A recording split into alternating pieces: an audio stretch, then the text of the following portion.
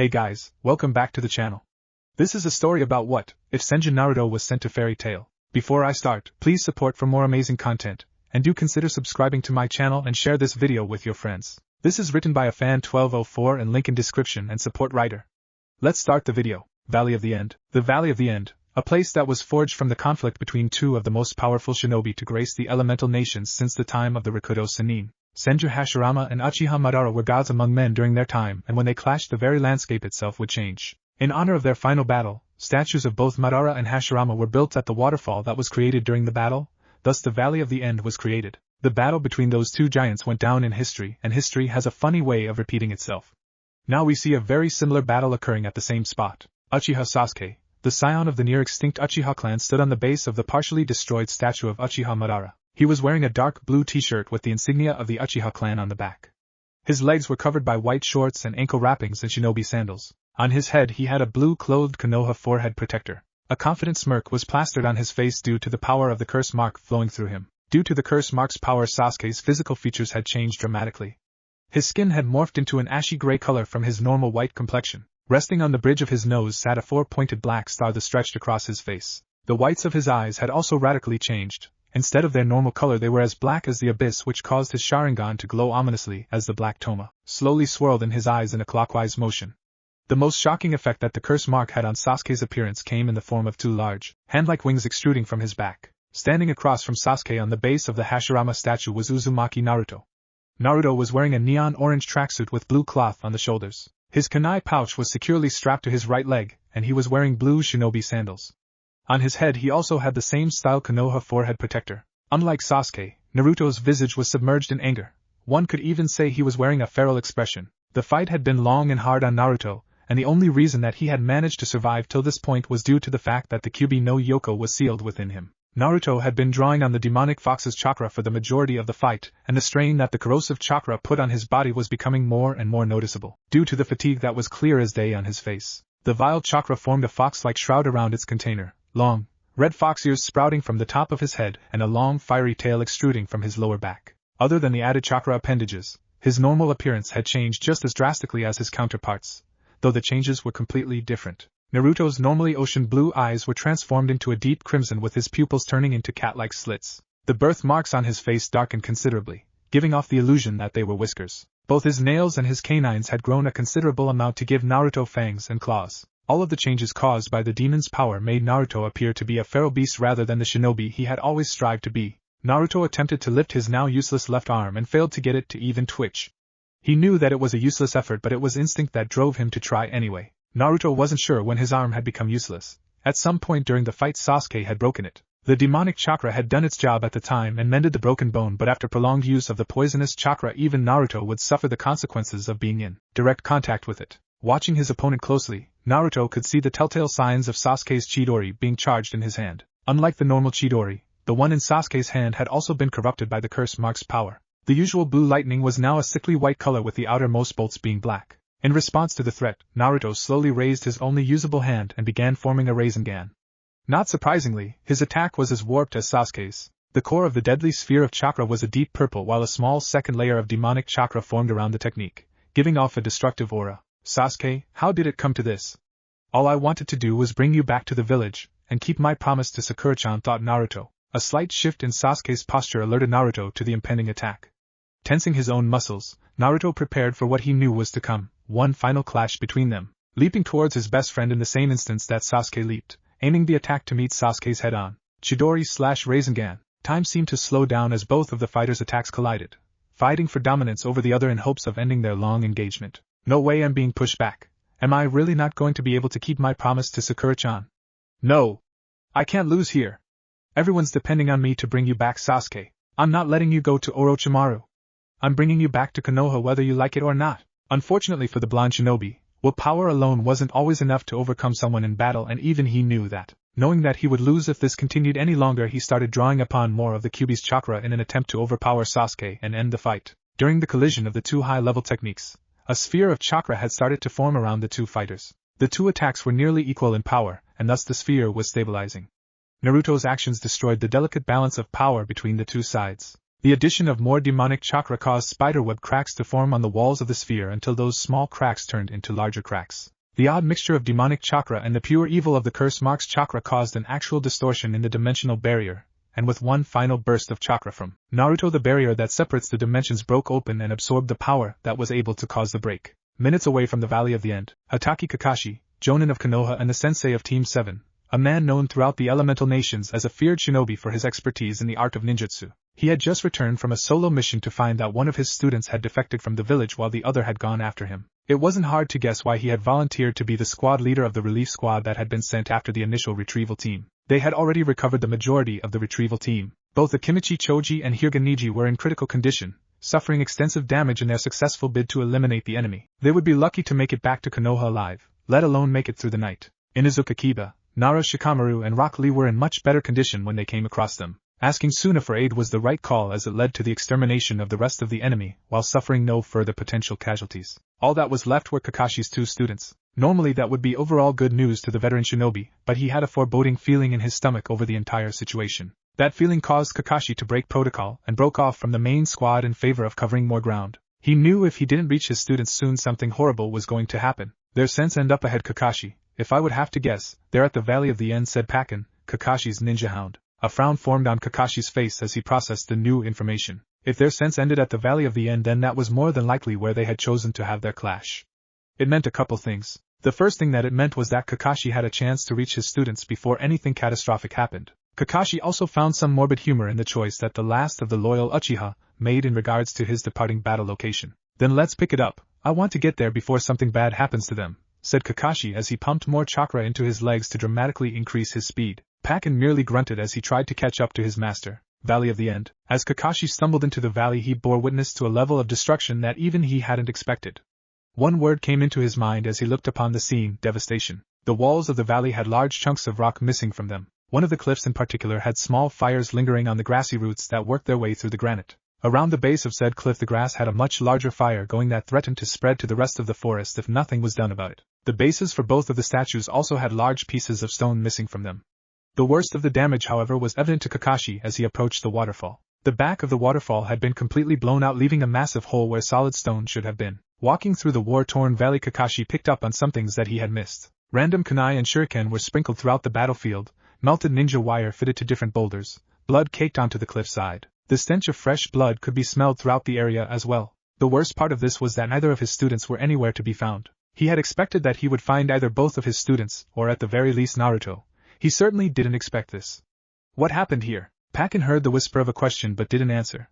They both knew what had happened here. Smelling the air for any sign of the battle continuing past the valley, the ninja dog's face scrunched up in confusion. Kakashi, said Pakken to get the man's attention. Their smell ends here. I can't find any traces of either Naruto or Sasuke leaving this valley. Turning to look at his summon, Kakashi gave the hound a questioning look. What do you mean you can't find any traces of their scents? They couldn't have just disappeared. Pakken grunted at the man's predictable answer. I don't know what to tell you. All I know for sure is that their trail ends here and I can't track them without having a scent to pick up. There was a long pause where neither Kakashi nor his ninja hound said anything.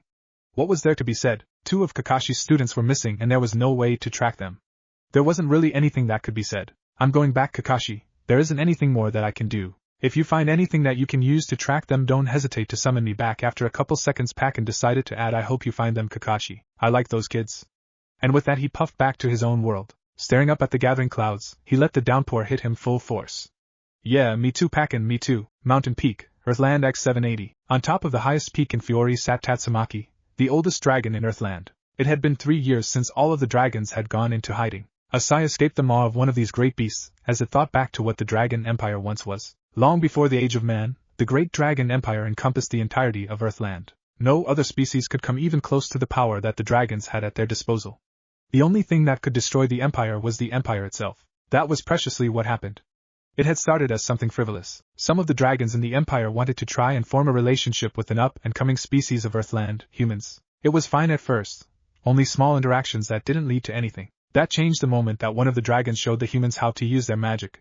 That single decision changed the course of history. The fools that taught their magic to the humans had caused the downfall of the most powerful civilization to ever grace Earthland. He had told them that if they continued down the path that they had chosen, that things would escalate past the point of no return. Even after hearing his words of wisdom, they continued with their idiotic plans. Consequences be damned. It wasn't that he was completely against the idea of coinciding with humans.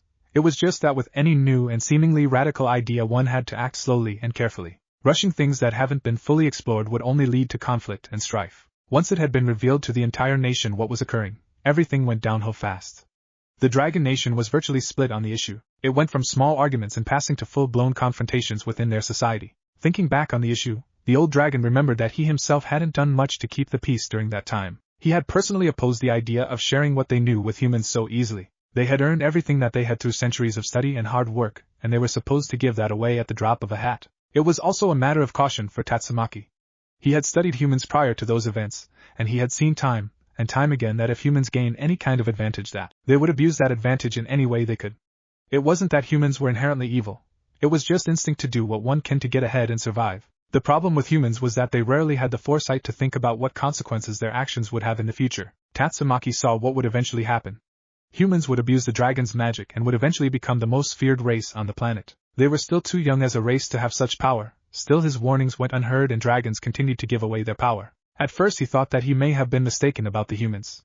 In a way he was. It wasn't the humans that had started the conflict. The Dragon King had been silent during the beginning stages of the issue. He had expected that his fellow dragons would come to their senses and finally end this ridiculous endeavor. To his initial shock and outrage they hadn't stopped. If anything, the movement had grown and more dragons were teaching their magic to humans. It didn't take long for the Dragon King to pronounce the pro-human dragons traitors and sentence them all to death. That decision was the final nail in the coffin between the two sides. All-out war had broken across the globe, leaving almost none untouched by the carnage. The Dragon King had underestimated just how many dragons were on the pro-human side, and what was meant to be a quick execution had turned into a long and bloody civil war. Never in their long history had so many dragons died, the body count only increasing as the humans joined the fray on the side of their dragon masters. At first the humans only played a small role in the war, mostly giving support to dragons that requested it. The few dragon magic-wielding mages wouldn't dare attack a dragon by themselves, not until Acnologia. Acnologia was more akin to a demon than an actual human. He came from nowhere and no one knew who his master was. All that was known about him was that he held a very strange type of dragon magic, and he used it mercilessly. He crushed the first dragon that he faced in the war and was celebrated as the Dragon Slayer by the humans of Earthland. It wasn't long after that when the other dragon-taught mages began fighting dragons on their own and even overcoming them. Soon the magic became known as dragon-slaying magic. As the war waged on, Acnologia continued his onslaught on the anti-human faction. With every kill he increased his already sizable power. Then the unthinkable happened. Acnologia turned on the dragons he had been fighting alongside for years. Friend or foe, it didn't matter to the Dragon Slayer. As long as you had dragon blood flowing through your veins you were a target. The war continued for years after Acnologia's betrayal. Slowly but surely, with the aid of the humans, the pro-human faction continued to chip away at the once proud empire. The Dragon King soon realized just how dire and near impossible the situation had become and decided that if they were going to lose, they would do it in the grandest scale imaginable. The plan was simple really.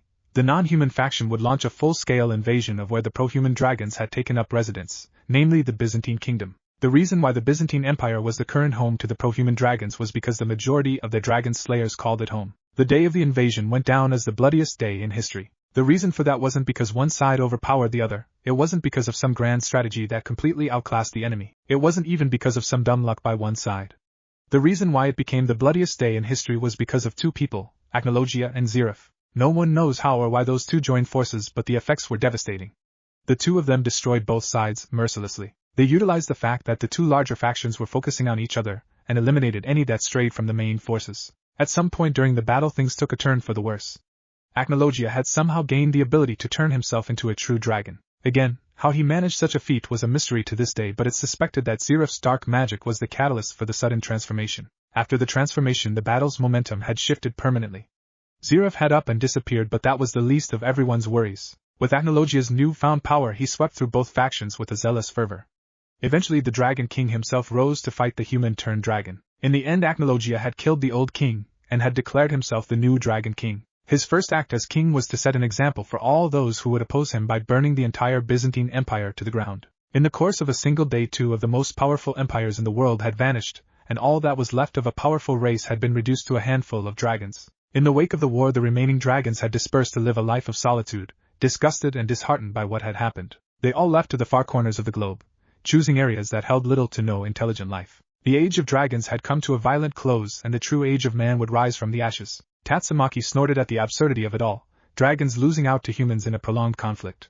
It was inconceivable in every way possible, but it happened. Tatsumaki would admit that humans had a certain tenacity about them that set them apart from other races, but he was too old to worry about such things. He wasn't like his brethren. Centuries passed after the destruction of the Great Dragon Empire, and time slowly began to heal the wounds of the land and those that remained after the war. The land healed and a new nation rose from the ashes of old. The remaining dragons had grown bored in their isolation and had re-emerged into the world, exploring what it had to offer.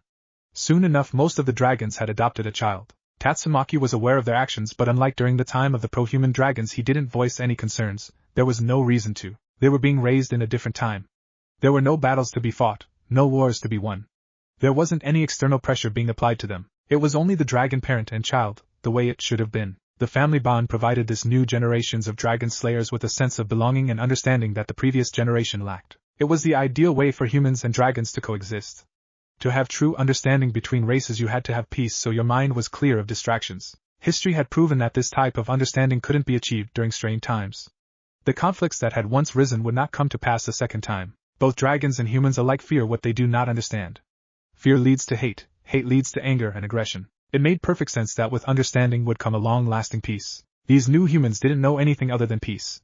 It was true what they said, those that have never known peace have different values from those that have never known war. Perhaps he should have taken on a student to pass on his knowledge and magic. The thought was entertaining but in the end useless. That ship had sailed years ago, when Acnologia had decided to drive all of the remaining dragons into hiding for whatever reason. The order hadn't had a real impact on him at the time, but he did regret the fact that all of his knowledge would die with him. Near a millennia of knowledge and experience, soon to be gone forever.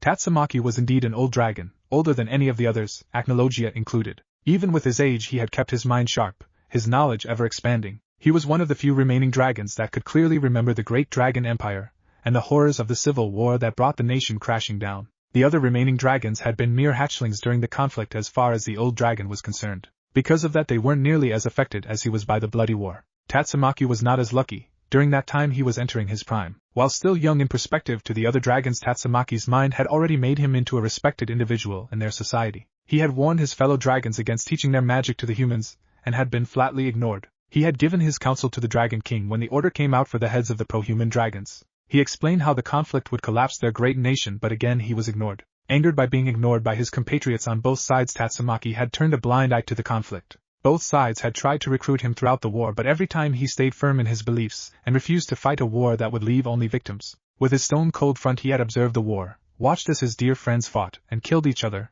as they died for their beliefs. The scars of the war had changed the dragon. From an active and engaging individual came a cold, cynical dragon that observed the world with a detached interest. Everything became about watching the world go round and making undeniable truths known. Such was the job of a scholar.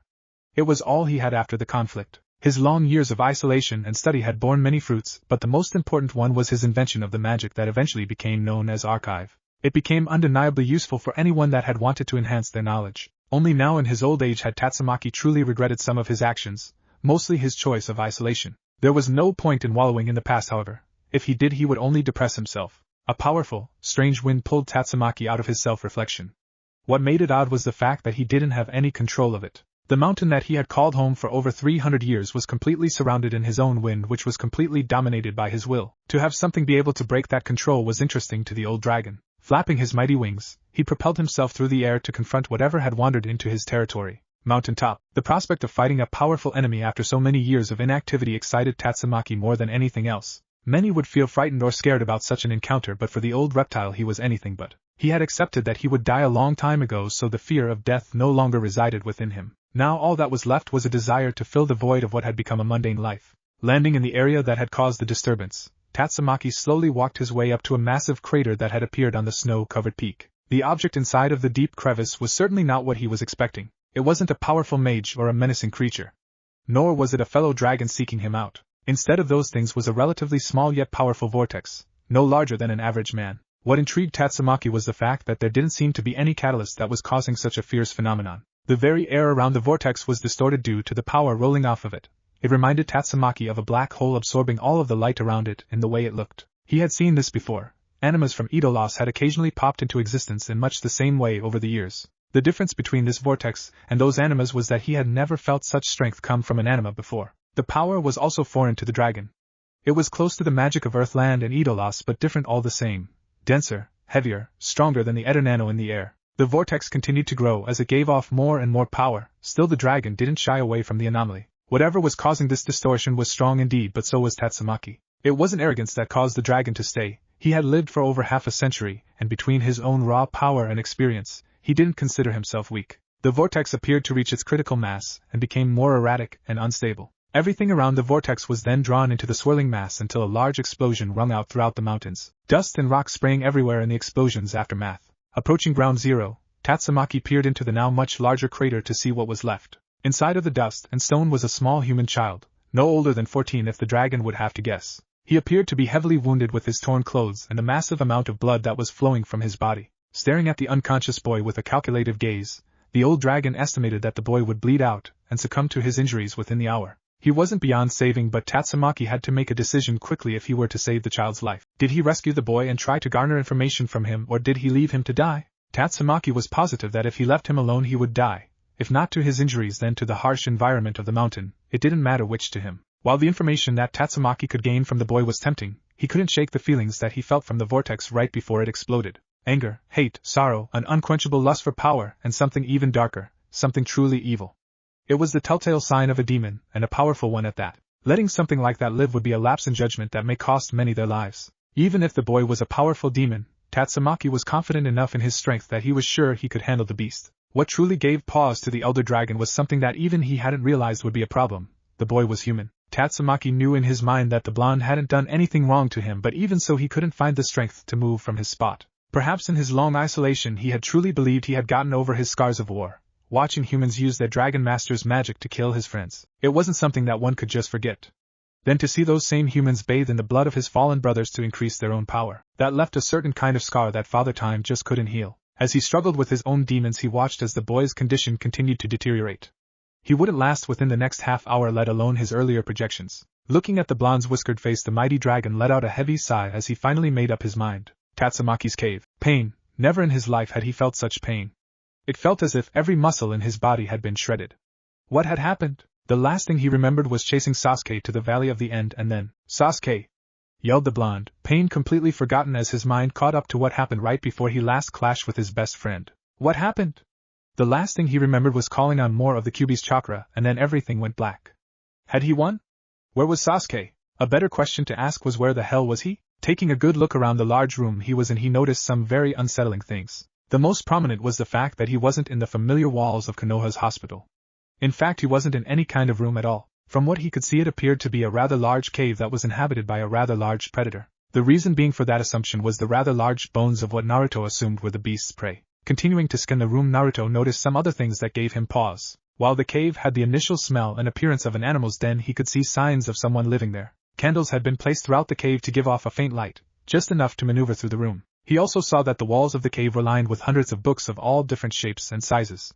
What kind of animal reads? Somehow in Naruto's attempt to analyze the room he had missed the most important piece to the puzzle, a massive dragon that had been drilling a hole through the young shinobi's head for the last 10 minutes. Tatsumaki didn't know what to make of the boy in front of him. At first he seemed normal enough, looking around the room, attempting to get heads or tails of where he was and what had happened. Scrutinizing the boy further gave way to a completely different discovery for the reptile.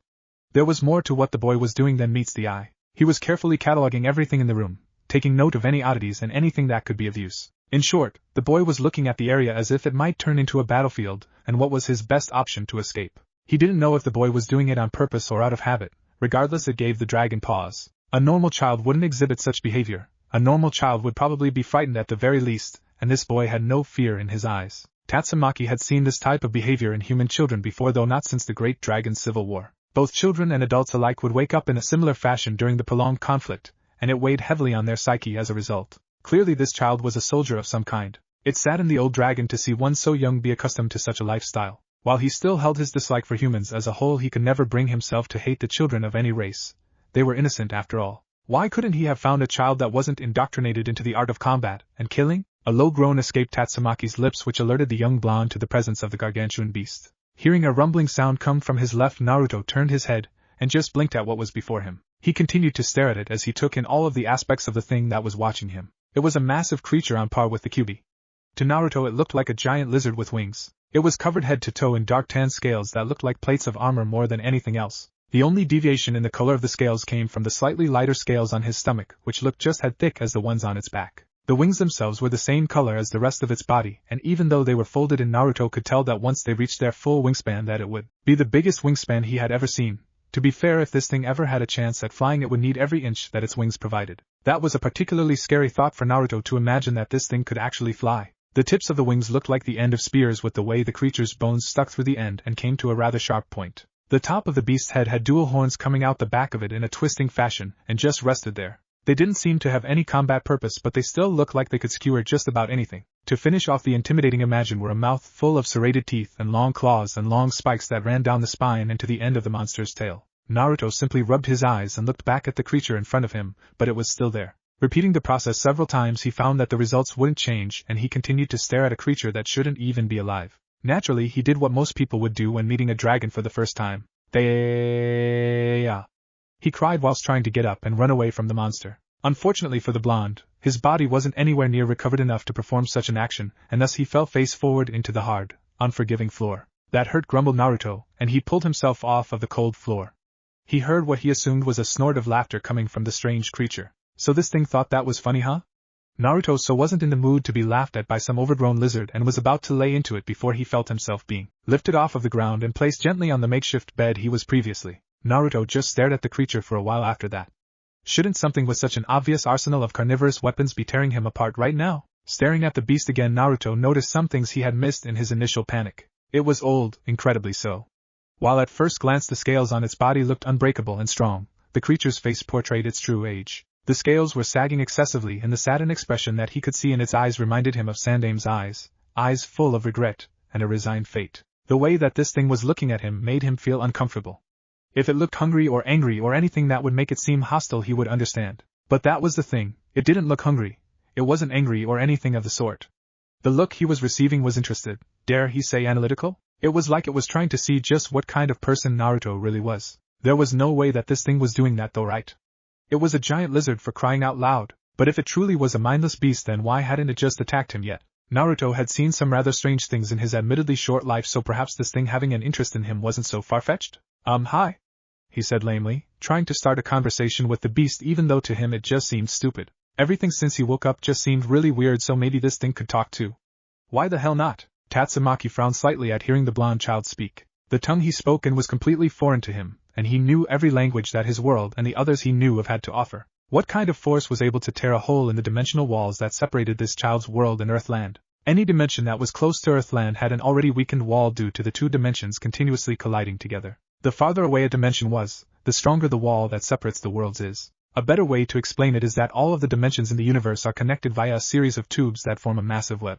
Each dimension has an infinite number of tubes or passageways that connects to all of the other dimensions, and at the end of each of these passages is a wall, or barrier, that keeps the two worlds separate. Depending on the distance between the two barriers, the walls are either unstable, like the ones between Earthland and Idolas, or they're near impenetrable, like the one that connects Earthland and this boy's realm. Whatever sent this boy here was more powerful than Tatsumaki had ever been if it could open this particular gate. Regardless of where he came from and what sent him here, the language barrier needed to be fixed before anything could continue. With that thought in mind, Tatsumaki raised one of his massive claws and lightly touched the tip of it to the child's forehead. Naruto's mindscape. How did I end up here? Was the resounding thought that entered the blonde's head as he took in his new surroundings. One moment he was in a cave with a giant lizard, and the next he was in front of the Kyuubi's cage. He had thought that it was going to try and eat him when he saw its claw coming for him. Now he didn't know what to think. Over here, child. The deep voice resonated through the room and froze Naruto in his tracks.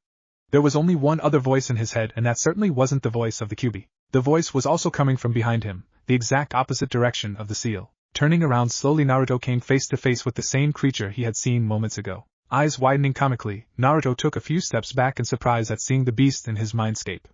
How the hell had this thing even gotten into his head? How was that even possible? Also, Naruto distinctly heard it talk. Truth be told, that didn't surprise him as much as it should have. Dealing with talking toads and foxes for most of his ninja career would have that effect on him. Smirking down at the panicking human, Tatsumaki looked around at the kid's mindscape. Certainly wasn't what he was expecting. You are an interesting young human. Your language is very different than mine. Still shaken about having someone else enter his mind, Naruto ventured a question while he was on talking terms with the monster in front of him. How are you talking to me if our languages are so different? How are you even in my head, for that matter? That would be one of the magics that I invented. It's called archive. While the basic uses of it is to store information and relay it to others, I have advanced it to a much farther level. I'm able to enter someone else's mind and either take any information I want or imprint information into their mind. Oh, that's bullshit. You just can't go into someone else's head and take what you want. That's not right. While Tatsumaki admired the lad's moral convictions, he was less than amused when he had begun lecturing him on the moral dilemmas of his actions. Watch your mouth, human. I am well aware of the moral implications of my own magic. I'm a scholar among my kind and I believe in a fair exchange of knowledge. Due to the language barrier, I decided that I would take your language, and in return I would imprint you with the native language of Earthland. An equivalent exchange if you would. Oh, it came out as barely a whisper, but what was he really going to say? Whatever this thing was, it was right. There would be no way that they could even be talking if he hadn't done what he did, and it's not like he didn't get anything out of it either. Still though, there were a lot of reasons that Naruto didn't want other people looking around in his head. A prime example would be the cage behind him. Hey, what else did you take from my head? Taking offense to the accusing tone that the boy was using, Tatsumaki stood up tall and spread his wings in an opposing manner. Nothing. Like I said, I am a scholar, not a thief. I do not believe in just taking knowledge. I prefer learning it like I did long before I invented archive. Now I believe introductions are in order. I am Tatsumaki, the Wind Dragon. Looking at the intimidating dragon in front of him, Naruto managed a not-so-strong response to the powerful introduction Tatsumaki gave. Hi, I'm Uzumaki Naruto, future Hokage. Nice to meet ya. Tatsumaki gave the blonde a funny look before smiling at him. You're an interesting little human, aren't you? I have a few questions for you, and if you would be willing to answer them, I would answer any questions that I'm sure you have. Thinking about it for a moment, Naruto decided that would probably be for the best. He had no idea what had happened, and maybe this dragon, or whatever it was, could shed some light on the situation. Yeah, that sounds good. Not wasting any time, Tatsumaki asked one thing that had been bothering him since Naruto had entered this world. How did you arrive in this world? Now that wasn't an easy question, mainly because even Naruto didn't know that answer. I don't know, all I remember was being in a fight, and then our techniques clashed, and there was a bright light and bam, I wake up to you staring at me. The answer didn't give him any clarity, but it did confirm what he had originally thought. There was no way that this child by himself could open a rift between their two worlds. Clashing against another power source, however, could potentially have the power needed to put it in the realm of possibility. Okay, my turn. Where am I? You are in Earthland, a different dimension than the one you come from. Naruto looked at the dragon with an owlish look before the words fully registered in his mind. A different dimension? What do you mean a different dimension? It's exactly as I said, you're in another dimension. My hypothesis is that when your opponents and your technique collided, the power that you two emitted was enough to cause a rift in the dimensional barriers, and you were brought here as a result. Now I believe you owe me two answers. Why were you fighting this person that ended up sending you here? He was trying to abandon the village. He was making a mistake and he wouldn't listen to reason, so I had to beat some sense into him. He's my best friend and I couldn't let him ruin his life. From what you had on you and from what you told me, I take it that you and your friend belong to a type of military organization. It was spoken as a statement, not a question. While he had seen this kind of thing in the past, he didn't believe in raising child soldiers. Teaching children magic and how to defend themselves was fine, but incorporating them into the military at such a young age would mean that they would have to start training before they were 10 years old. That left a sour taste in his mouth. Children of any species were innocent while they were young. How old are you, Naruto? I'm 14. This dragon is asking a lot of personal questions. I guess he's trying to get more information about me, but I thought he would try to ask more about information from where I'm from. He seems more like the kind of guy to want to know more about the world and science stuff than to actually get to know someone. I think it's my turn now. Was there anyone else where you found me? No, I saw you come through the rift that connected our worlds and you were the only one that came through here. I see you seem to know an awful lot about this dimension stuff. Do you know a way to send me home? He asked in a hopeful manner. While I do know of a way that we could use to send you home, I do not have the power necessary to cause a rift in the barrier that connects our worlds. As far as I know, there isn't any other way to cross dimensions. So you're saying that if I can get strong enough, you could tell me how I can get home? That's something he could work with. He needed to get stronger anyway, so if getting more power was all he needed to do to get home, then it was a win-win situation. Not quite. The world you came from is in a dimension that is very distant from our world, and thus I've never been able to catalog it with my archive magic. There are an infinite number of dimensions, and only the ones closest to Earthland have a weak enough wall that I've been able to break and explore. Even if you manage to obtain enough power to break down some of the barriers that I cannot, you will have no way of knowing which one will take you home. You could easily become lost between the worlds and you would never find your way home. But what about the rift that Sasuke and I caused? Couldn't you look for dimensions that had recent rifts in them or something like that? Naruto didn't quite understand this whole dimension talk, but he would be damned if he just gave up on trying to get home. He had promises to keep, damn it. Again, no, the barriers repair themselves after being damaged as a way to prevent worlds from colliding with one another. The hole that you caused has already sealed itself up by now.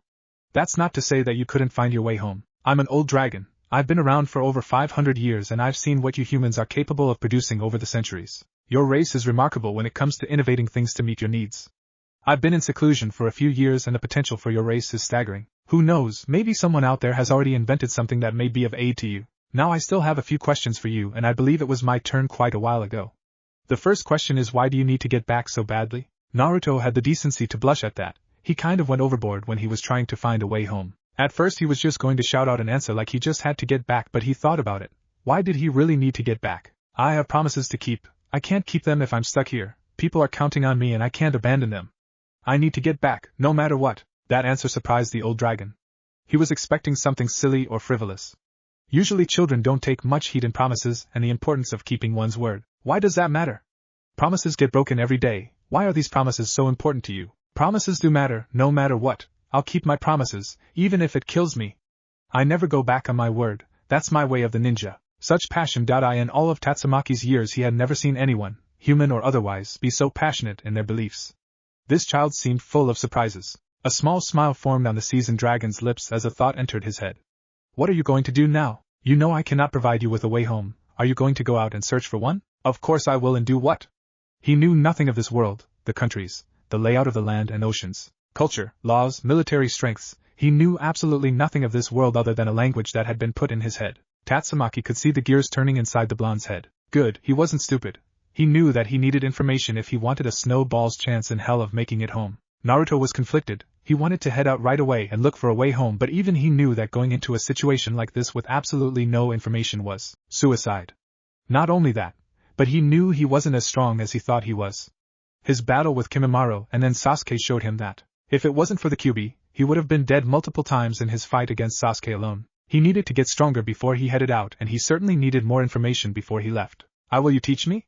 I don't know anything about this world, and I'm going to need to know everything that I can if I want to make it home. I'm also too weak. I know that as I am now, I'm not nearly strong enough. If I want to keep my promises and accomplish my goals, then I'm going to need to get much stronger. So please teach me. Admitting such things to someone he had just met hurt his pride immensely, but he needed these things. Pride be damned. This time a full grin adorned the dragon's face. This child was very interesting, and to think, he was considering letting him die a few hours ago. Yes, this child would do. He had found his dragon slayer. Answer this last question and I will teach you more than you ever imagine. What does the cage behind you hold? The cage had been bothering him for a while now. He could sense a dark presence behind those bars. Something with that much hate shouldn't be inside of anyone's mind, especially a child that seemed so innocent in comparison. At the mention of the cage, Naruto began sweating bullets. Well, fuck, he was hoping that he could hold off on the explanation of the fox for a little bit. Apparently that was not an option. Well, you see, a low growl cut off the shinobi, and the large visage of the demon fox came into the light for both Tatsumaki and Naruto to see. I can speak for myself, human. I am the Kyuubi no Yoko. I was sealed inside of this fool by that accursed Yondaime Hokage. We've been stuck together since the day he was born. Why don't you do me a favor and remove that seal that's on the cage, and I'll show you my gratitude. I'm sure I know many things that would interest someone like you. Tatsumaki regarded the demon as he would anything else in this world, with an apathetic look. He could feel the malicious power rolling off of it, and it sent a shiver down his spine. He doubted that in his old age that he could fight this monster. While the offer of being taught something by such a powerful demon did have some appeal to it, the moral consequences of it far outweighed his personal gain. Do you honestly believe I would release something that emits such a foul presence? I do not take kindly to having been thought of as a fool. I was simply curious as to what you were, nothing more. Turning away from the demon, Tatsumaki regarded Naruto with an even look. Now Naruto, are you prepared to become my dragon slayer? With a smile that went from ear to ear he replied, I'm more than ready, master. Earthland X780. Tatsumaki was amazed at how Naruto could absorb knowledge. He couldn't have asked for a better dragon slayer to pass on what he knew. Before he started teaching Naruto any magic, he felt that it was necessary to teach him the history of Earthland to give him a better understanding of the world he now resided in. He didn't go any farther back than the beginning of the Great Dragon Empire because, in his honest opinion, the time before the empire was one of brutes and savages. The founding of the empire began shortly after the first dragon had unlocked the secret of absorbing ether nano from the air into his body. The body naturally produced enough ether nano for one to survive and function, but for those that wished to use magic, they needed to be able to absorb ether nano from the atmosphere to increase their own reserves. The reason why only 10% of the human population could use magic was because most of the humans' ether nano containers were damaged at birth and are unable to draw in any extra magic. Dragons never had this biological flaw. The first dragon began teaching other dragons how to use magic, and various branches of magic started forming through experimentation. While it's true that anyone could learn any kind of magic with proper instruction, certain people were geared towards certain kinds of magic. That held true even more so for dragons. Many of the dragons that learned how to use magic created elemental magic due to dragons' naturally strong bond with nature. Amongst all of the elemental magic that was created, fire seemed to be the primary element that dragons developed. This common trait among dragons soon turned into a human myth that all dragons could breathe fire. While nearly 60% of the dragon population had a natural affinity for fire, the other forms of magic didn't have anywhere near the same level of conformity. All sorts of elements and sub-elements formed during the experimentation stage of the dragons. Lightning, earth, water, wind, metal, ice, lava, and sky were all types of elemental magic that was created during that time, though some of the most feared magic was created by the dragons that didn't just try to form magic from their natural affinity. These dragons mixed their natural affinity with their own knowledge of the world to form very powerful types of magic. There were 4 main branches of these dangerous magics: time, dimensional, memory, and chaos. The dragons that developed these types of magic found that they had a massive advantage in battle due to the fact that their magic didn't really conform to any one element, and thus the attacks of the elemental dragons weren't nearly as effective as their own magic was on them. While these 4 types of magic were powerful, they weren't the most powerful forms of magic that the dragons invented. Over these forms of magic was what became known as holy dragon magic. Light and darkness, one could not exist without the other. The dragons understood this and didn't consider the darkness to be evil, nor did they consider that the light was purely good. Both had their strengths and weaknesses, and their creators were fallible like any other dragon. The last form of magic that was invented during this time enabled its creator to unite all of the dragons to form what became known as the Great Dragon Empire, where he announced himself to be the first Dragon King. He created what became known as Supreme Dragon Magic. No dragon could possibly compete with him because he was able to take parts of all the other forms of dragon magic and combine them into one.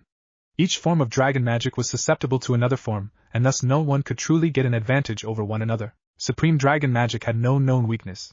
It took all of the strengths of the other dragon's magic and yet none of their weaknesses. He could also absorb all other forms of magic and any of the elements to sustain and refuel himself, which gave him a never-ending source of power. After the establishment of his dominance over the other dragons, he gathered them together to form a great empire that easily overtook all of Earthland. The empire quickly became something that the world had never seen nor will probably ever see for at least 1,000 years. To ensure that the empire would pass the test of time, the Dragon King has assigned each of the different dragon types specific roles within the empire that matched best with their strengths. Because the fire dragons were the most abundant, they made up the majority of the standing army, which was why the myth about all dragons being able to breathe fire came into existence, since most confrontations with dragons were of the fire variety. Lightning dragons were given the task to power the empire so that all could enjoy the uses of electricity. It was another myth among men that dragons were mindless beasts that dwelled in caves and destroyed all those that would dare climb on their mountain. This couldn't have been farther from the truth. Earthland was riddled with high mountain ranges that provided the dragons with an unusual advantage over the other species. Since very few creatures could reach such heights at the time, let alone survive there, the tops of the mountains became the ideal spot to build a civilization. The dragons utilized their powerful magic to build sprawling cities across the globe.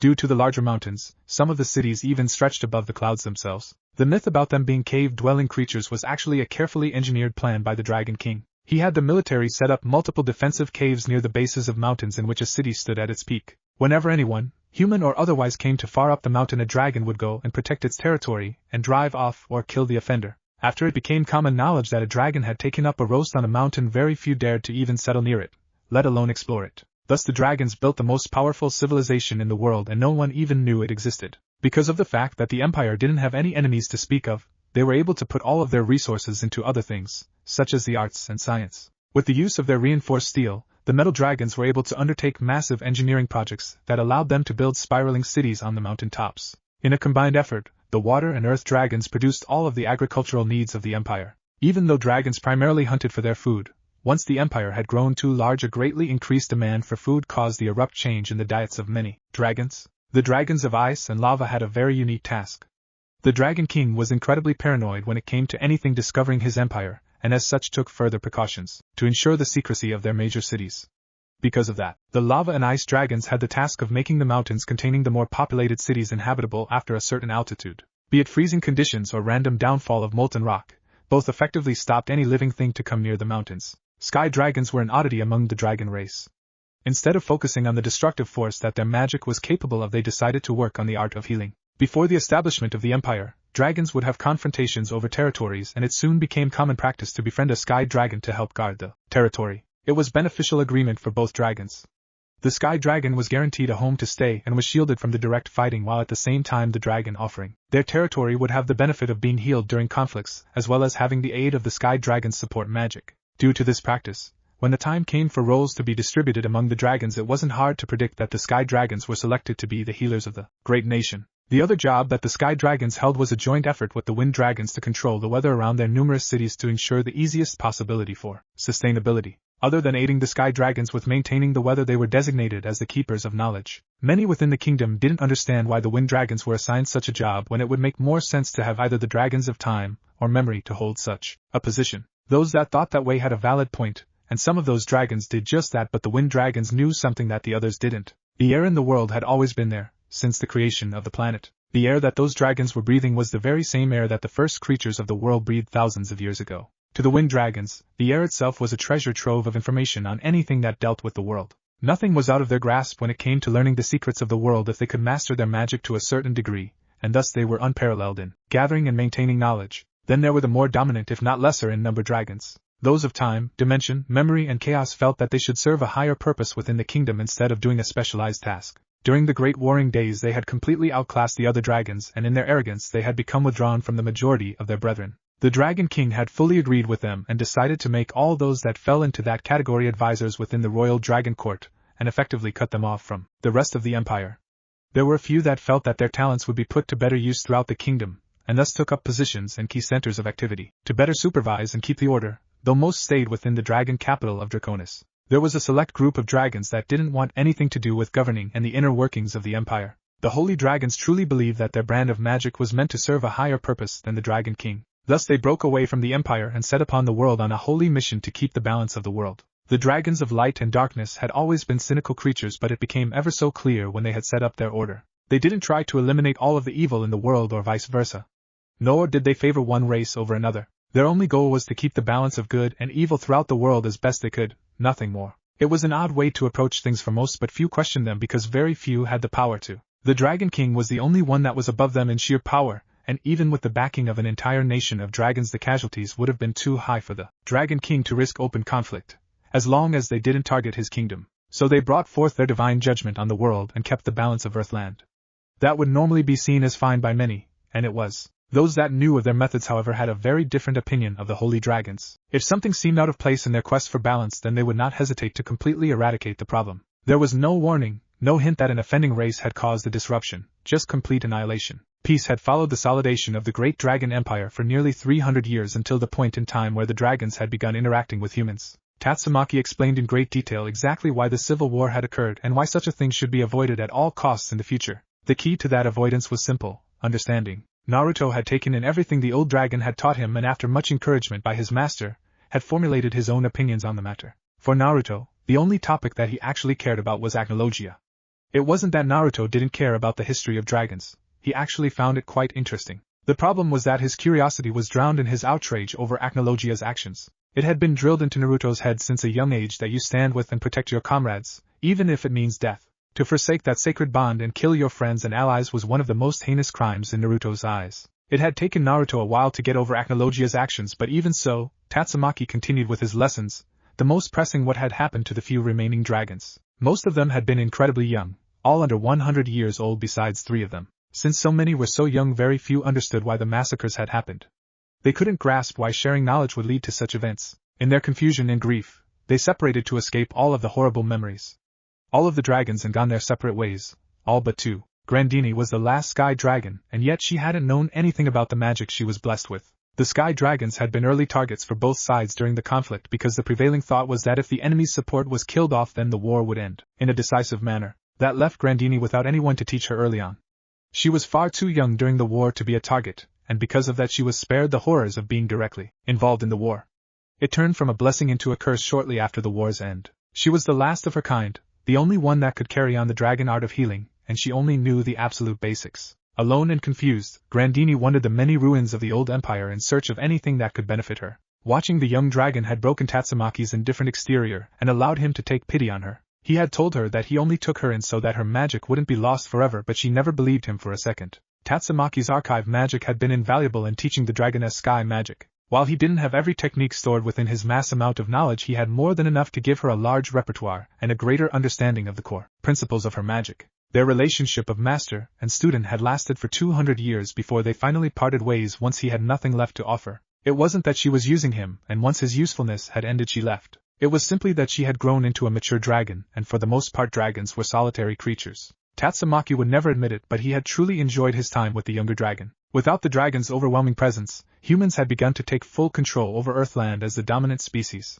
From the ashes of the fallen Byzantine Empire rose a new empire to take its place, the Kingdom of Fiori. The Fiori Kingdom had established itself as a prominent world leader early during the humans' rise to power, and surrounding kingdoms had adopted the same manner of structure as Fiori. At the head sat the king, his word was law and power unquestionable.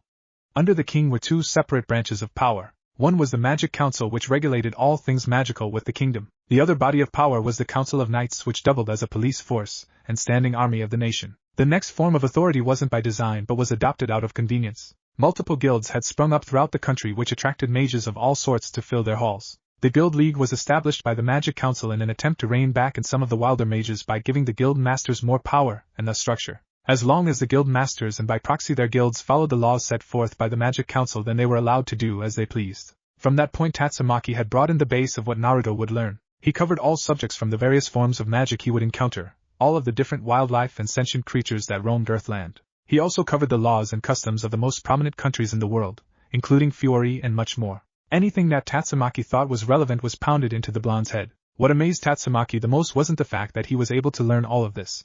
It was the fact that he was able to retain all of this information in only 6 months. That was very strange for a human, even those that were considered geniuses among their race. When confronted about it, all Naruto said was that he was actually really good at learning things when he wanted to. It was just when he was younger he was discouraged from learning due to the ignorance of his own people. The very thought made the dragon scoff at the stupidity of Naruto's home village. Humans, no matter the world, were so easy to scare, and once fear was able to set in, irrationality took root and the potential of a young child had been stunted as the result. Jostling the young boy from his independent studies, the old dragon motioned for Naruto to follow him. Naruto, I believe it's finally time to begin teaching you dragon-slaying magic. Tatsumaki had been holding back on teaching Naruto dragon-slaying magic for a multitude of reasons. The first was because he truly felt that the boy needed a better understanding of the world that he was currently in, and all the magic power in the world wouldn't do a lick of good if he went and got himself killed because he did something reckless like eat a poisonous plant. The second reason was what had been bothering Tatsumaki for some time. During the first week that Naruto had arrived, Tatsumaki came across the discovery that would make it very difficult for Naruto to learn dragon-slaying magic. That discovery was the simple fact that Naruto didn't have anything to contain adrenaline. Tatsumaki had hoped that this chakra of his would be interchangeable with magic. Unfortunately, that wasn't the case. Chakra was far more unstable than magic, so much so that for Naruto to attempt to use any of Tatsumaki's magic, he would need considerable control over his chakra, which was something that the boy just didn't have. While a setback, Tatsumaki wasn't deterred from having his dragon slayer. After 6 months of searching for what he was looking for, he finally was able to find what would solve his problem. Yada! It's about damn Tim. Naruto's rant stopped dead in its tracks when he noticed the stern glare from the elder dragon. I mean, yes, master. He may have added a little too much with the slight bow at the end, but this was how they interacted. Tatsumaki had his overwhelming need to be formal in everything, and Naruto had his brash and uncaring nature for civil conversation. It caused for some rather interesting confrontations. Continuing to give his disciple a stern look, the dragon kept moving forward. Do you know why I waited so long to teach you how to use magic? When Naruto shook his head in the negative, Tatsumaki elaborated. You aren't from this world. Because of that, your body doesn't have a natural way to absorb and store adrenaline, thus, making you unable to learn how to use my magic. This put a frown on Naruto's face. If what Tatsumaki said was true, then how could he possibly become a dragon slayer? There had to be more to this because the old dragon had to have known about this shortly after they met. There was no way that he would string him along like this to just tell him that he couldn't learn magic. Tatsumaki just wasn't that kind of guy. Blunt to the point where it hurt.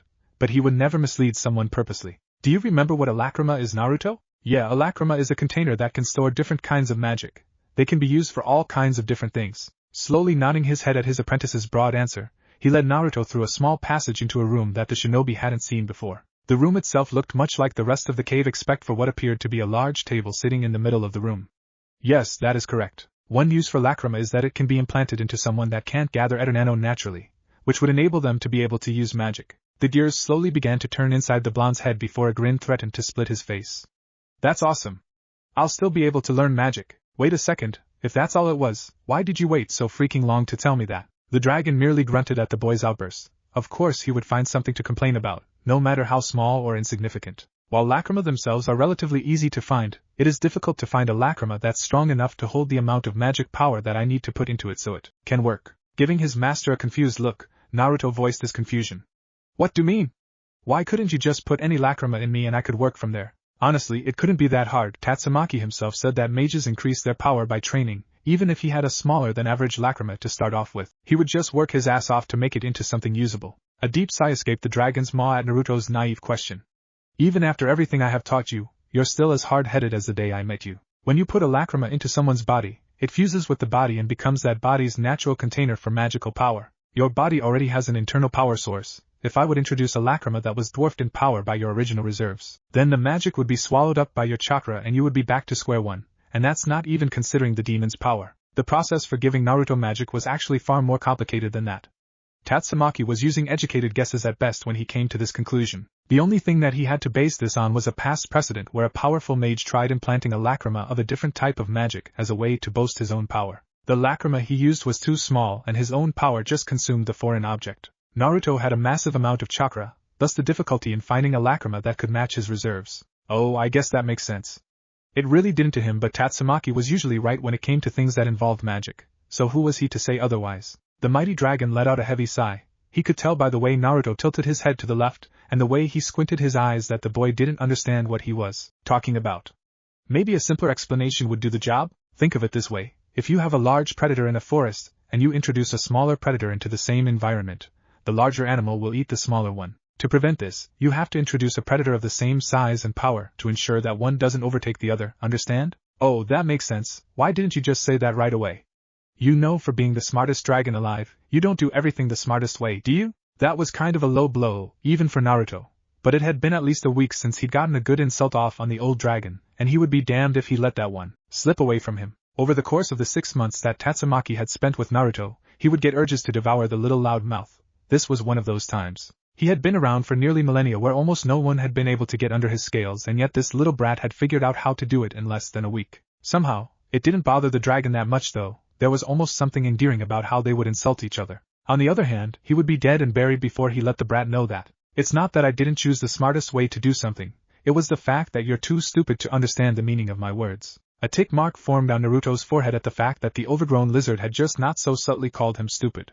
He always had to have the last word. Normally Naruto would continue the argument until Tatsumaki hit him with his tail. Not today though. He wanted to start learning how to use magic as soon as possible, and being knocked unconscious by a grumpy old dragon wasn't the best way to do that. So you found a lacrima that wouldn't get eaten up by my chakra? Yes, it wasn't easy to find either, but I've finished imbuing it with both my wind dragon slaying magic as well as my archive magic. Naturally, we'll be focusing on training you to use dragon slaying magic, but you'll hopefully be able to use the most basic forms of archive, even with your pathetic brain capacity. That damn dragon was smirking at him. At least he thought he was smirking at him. It's hard to tell what emotion a dragon was feeling by looking at their face. Fuck you, you sack of scales. I'll not only be the best dragon slayer, but I'll also master archive. I don't think that even I'll be able to live long enough to see that day. It was so much fun pushing this human's buttons.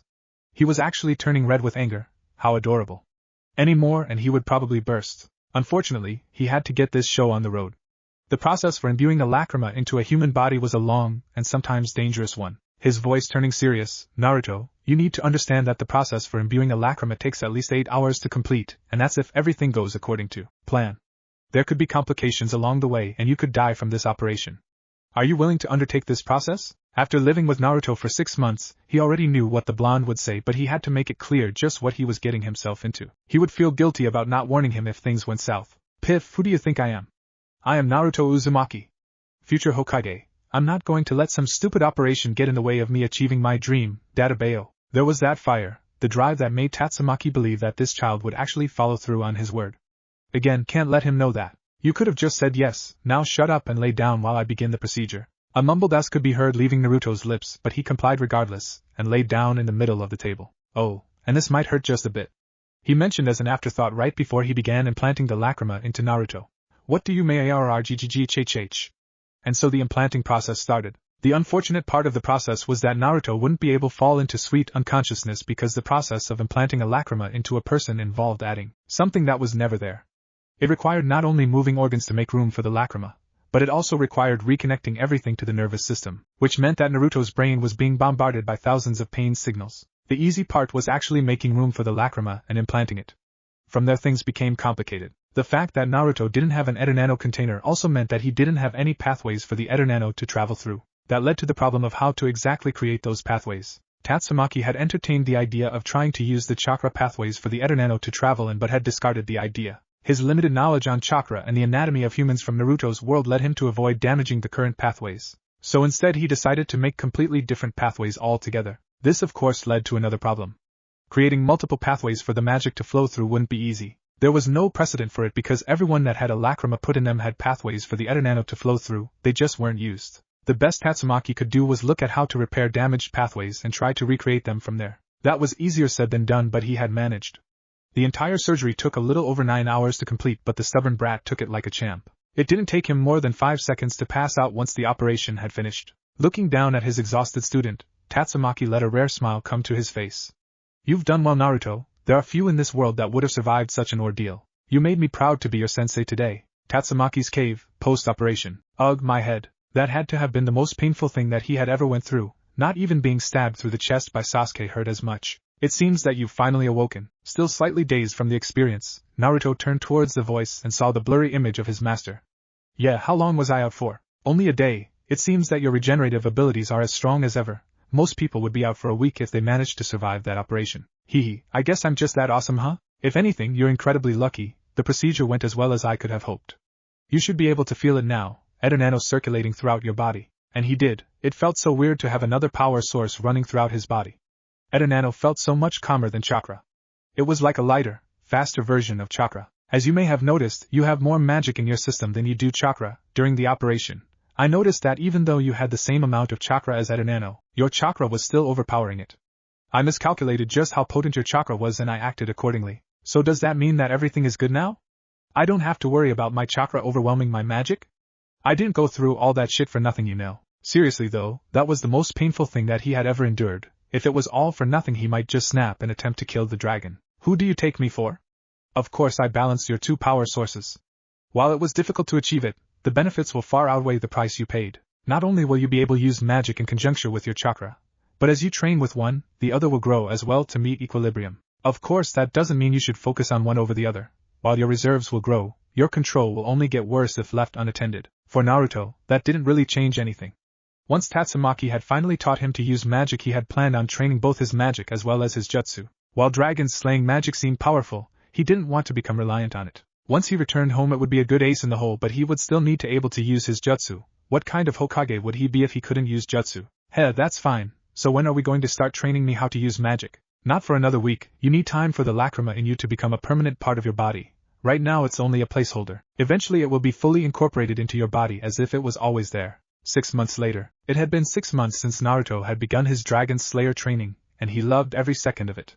It just felt natural to control the wind like he could now. Over the last 6 months, Naruto started learning how to channel and control his newfound power. Control had always been an issue for Naruto when it came to chakra, and magic wasn't any different. While magic wasn't nearly as potent as chakra was, the problem came from the fact that he had more magic than he knew what to do with. Learning the beginner spells was really easy for Naruto because unlike the academy jutsu, the techniques he was learning now didn't explode in his face if he overpowered them. The Wind Dragon's Roar was a prime example of that. He could pump as much power into it as he wanted and he would still get a usable attack. The downside to this was that he would burn a ton of magic on a couple attacks.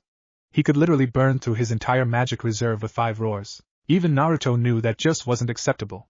So for 6 long months Naruto spent his time training his control over his magic. While he obviously hadn't mastered his control, he had progressed far enough to where he could last pretty long in a fight with only his magic. After long last it was finally time to move past the basics. Tatsumaki had been unmovable on the subject of teaching him anything new until he could properly control the basics. While annoying, Naruto understood the reasoning behind it. After all, how many times had a well-timed substitution or transformation changed the tide of a battle? Naruto, you've spent enough time on the basics. It's time for you to learn the true nature of your magic. What do you mean by true nature? Wind Dragon slaying magic seemed pretty straightforward to the shinobi. One could either use the blunt force of a blast of wind to attack opponents from afar, or you could increase your physical traits by encasing parts of your body with wind. Obviously the more advanced techniques would require a little more than that, but what else could wind really do?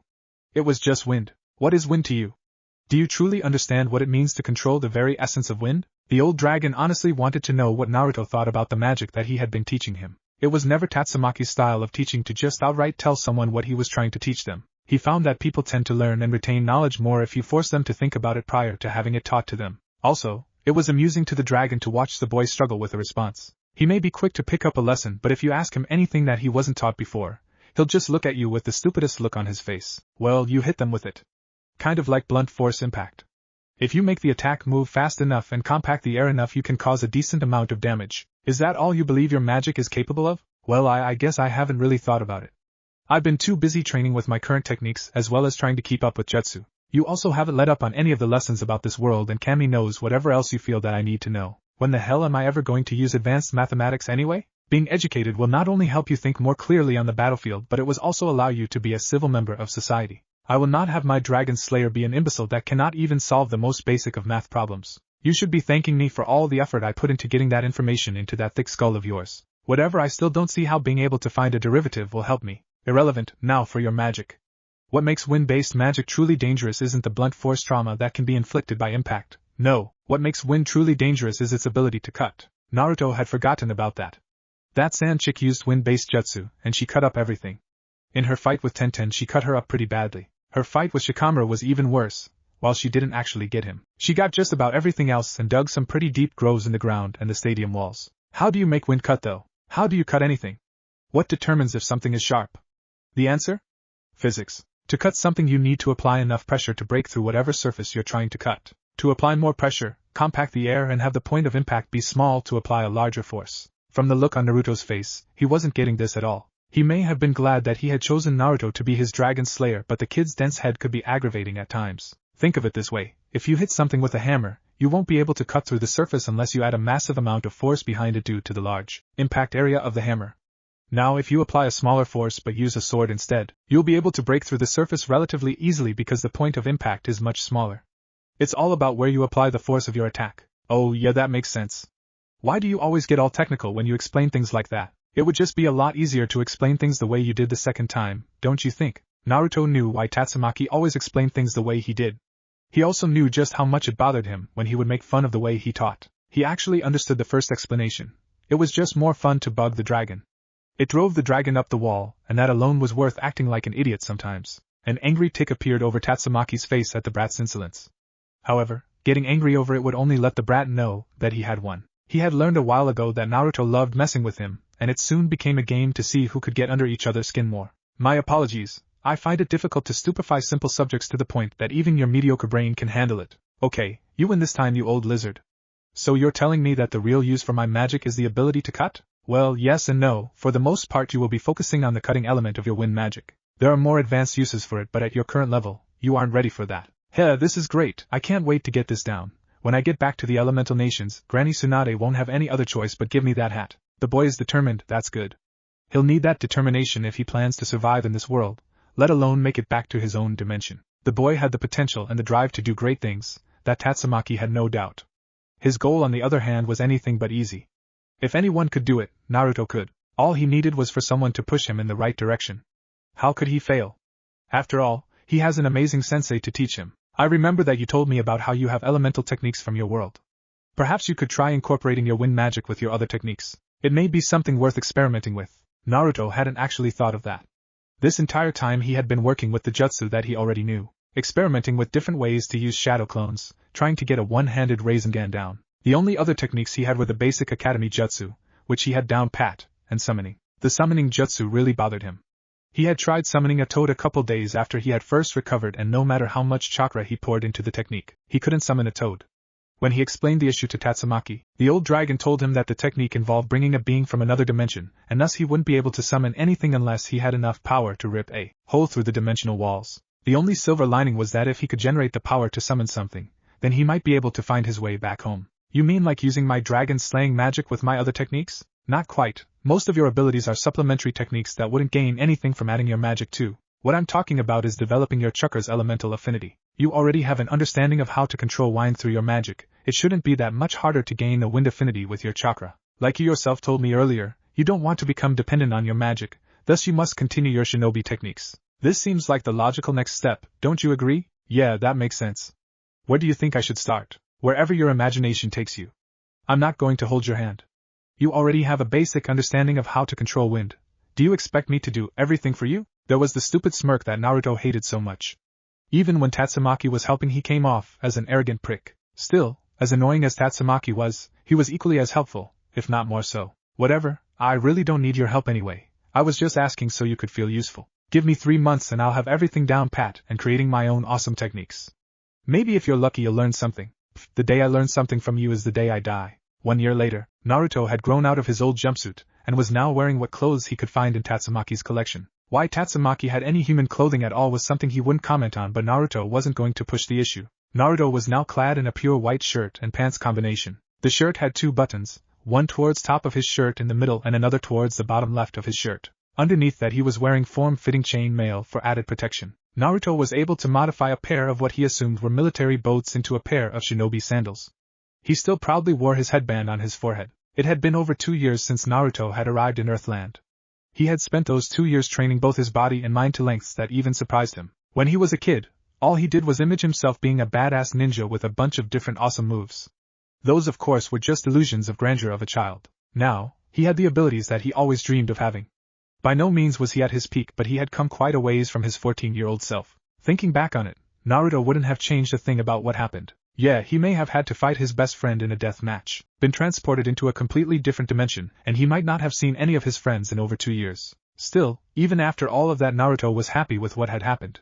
If Sasuke hadn't defected, then Naruto wouldn't have met Tatsumaki. Naruto and Tatsumaki had a strange relationship. If anyone would watch them, it would seem like they could barely stand each other's presence. That statement couldn't be any less true. While they fought every day, they truly enjoyed being around each other. For Naruto, Tatsumaki was like the grandfather that he never had. While it was true that the old man Hiruzen acted like a grandfather when Naruto was a kid, the man was barely around. Being Hokage didn't exactly give someone a ton of free time to go check on orphans. Naruto was lucky to see the old man once a month. Naruto imagined this is what it would be like if he would have trained with Jiraiya. Naruto had learned so much under Tatsumaki that he couldn't begin to thank him for everything he had done, because there wasn't anything that he could do to show just how much he appreciated him. For Tatsumaki, things were a bit different. Before Tatsumaki had met Naruto, he was an old, bitter and regretful dragon. He had seen so many things that he wished he hadn't, and it changed him for the worse. After the Great Dragon Civil War, he had become withdrawn from everyone, even Grandini. The only reason he put up with her was because he felt that it was his duty to pass on the knowledge of sky dragons slaying magic. Looking back on it, perhaps he shouldn't have been so crass with her. When Naruto had arrived, something changed within Tatsumaki. If you had asked Tatsumaki at any point in his life if he would take on a dragon slayer, he would have laughed in your face at the absurdity of the statement. Something about the blonde just drew you in and made you like him. Because of that, he had given the kid a shot, and he was surprised by what he had seen. Every challenge that Tatsumaki handed Naruto was overcome. He had half expected the operation that gave him magic would kill him. He easily pulled through that and had taken to using magic like a fish takes to water. He had mastered the basics and even most of the higher level techniques, all in less than 2 years. Only a few of the more powerful dragon slaying techniques eluded him, and with time he would master those as well. What really surprised Tatsumaki was the will that the boy possessed. He wouldn't give up on anything. He always pushed himself to exhaustion, and even then he wouldn't give in. It saved him a few times during their training. His demon had tried taking over once during a more intensive training session, and he had suppressed it on his own. After that event, they made sure to spend more time trying to control the demon's power so something like that wouldn't happen again. It also didn't hurt to have another ace in the hole. Naruto had been reluctant to try and use the fox's chakra the way Tatsumaki wanted him to, but he eventually gave in. Tatsumaki explained that from what he could discern from the seal was that he was supposed to be able to use the demon's power. Otherwise it wouldn't be so easy for the demon to pump him full of chakra when he was tired or really angry. Tatsumaki had grown quite fond of Naruto. The boy was growing stronger every day, and it made Tatsumaki proud to see him flourish under his tutelage. Unfortunately, all good things must come to an end. While Naruto hadn't said anything, Tatsumaki knew that he was preparing to leave. They both knew that this was coming. There wasn't anything else that Tatsumaki could teach him that he couldn't learn while exploring Earthland. Naruto had to leave the dragon's den eventually. He had been there for 2 years honing his skills and mind. There was only so much someone could learn in a sterile environment. Naruto had to go out and discover this world for himself. Not only that, but he still had to find a way home, and he sure as hell wasn't going to find that in the cave. Naruto, you've grown stronger in these last 2 years. There isn't much left that I can teach you. You are by no means as strong as you could be, but the only way you're going to become stronger is by figuring things out on your own. Naruto had figured as much. Tatsumaki hadn't taught him anything new in over a month. All he had been told was to continue working on his control and to try and make new techniques on his own. It was as clear a sign as any that their time together was coming to a close. Yeah, I figured as much. I was planning on leaving soon anyways. It's not that I don't appreciate everything, but I need to get out there and start looking for a way home. I agree, but before you go, there's one more thing that I can teach you, something that trumps even your wind drive. Something that could trump his wind drive? That had to be something in a whole different league, because when Naruto had been taught wind drive a month ago, he thought that was the pinnacle of dragon slaying magic. Well, I guess I could stay around for a while longer. I'm not in any rush after all. Hee. And why wouldn't he stay? He may want to get going, but if you give him a chance to become stronger, you bet your ass he'll take it. Don't worry, you'll be on your way soon enough. You only get one shot at this training. TCH, that's fine, I only need one shot. Always the confident one, aren't you? Be careful, one day that overconfidence will get you or someone else killed. That won't happen, you beat that arrogance out of me a year ago. I won't let any of my comrades die. The old dragon gave him a knowing look before turning towards the multiple of connected tunnels within the mountain. Don't make statements like that, sometimes things are out of your control. Enough wasting time, follow me. What's up with him? Usually he isn't this serious. Naruto followed the old dragon to a very large opening inside of the mountain. The room was large enough that even Tatsumaki had enough room to freely move around in. Whoa, this place is huge. This would have been a great place to train in. Why didn't you show me this place sooner? Because I created this room for your last test. Trust me when I say that you'll need all of the room. This is the room where you'll unlock the power of Dragon Force. Dragon Force? The question rolled off his tongue in a quiet manner, but the room had a strong echo effect which allowed the dragon to easily hear it. Dragon Force is the ultimate form of dragon slaying magic. Once mastered, you will be able to channel the full power of a dragon. You must be careful though, the power can be overwhelming. If you can't control it, it will control you. You will lose yourself to your instincts and attack everything, much like when you use too much of your demon's power. Wow, being able to use the full force of a dragon was really something else.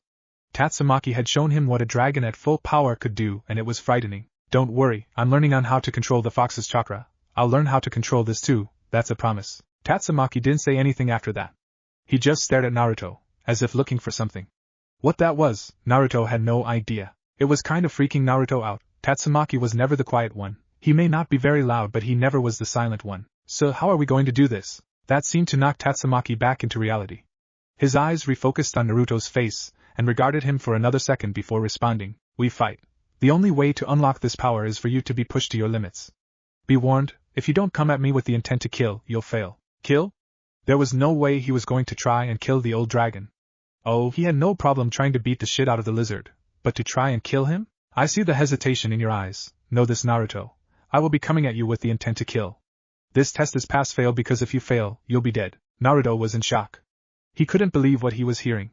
His response was a very intelligible what? No more talking, show me the fruits of your training. Was he actually serious? Did he honestly expect a death match? Had he lost his mind? This had to be some kind of messed up test. What did Kakashi-sensei always say? Look underneath the underneath? You're hesitating, I see you don't understand. Allow me to make it perfectly clear to you. Wind dragons roar. While Tatsumaki may be old, he was still capable of generating a massive amount of power. If Naruto didn't wake up soon, he would be a smear on the wall very quickly. The attack hit a surprised Naruto, which resulted in a massive explosion that shook the cave. As the smoke cleared, Tatsumaki could see that Naruto had indeed survived the attack and was now trying to pry himself out of the wall. Pant asterisk, you're seriously trying to kill me. It was said softly, but the realization of the situation was evident in how he said it. That attack had hit him dead on, and had sent him flying across the room into the wall. If he hadn't fired off his own roar right before Tatsumaki's landed, then he would just be a red stain on the floor right now. He didn't get away unscathed either, considering the trail of blood that was flowing down the side of his face. Now do you understand the situation you're in? Yeah, there was nothing else that needed to be said. If Tatsumaki wanted a death match, he'll get one. He said that this was just a way to unlock his dragon force. They wouldn't actually kill each other, right? The real problem Naruto had was that he had no idea as to how he could fight a dragon. He couldn't get in close and use hand-to-hand. Tatsumaki was just way too big for that. Guess it was time to see if dragon slaying magic lived up to its name. He would start with something small.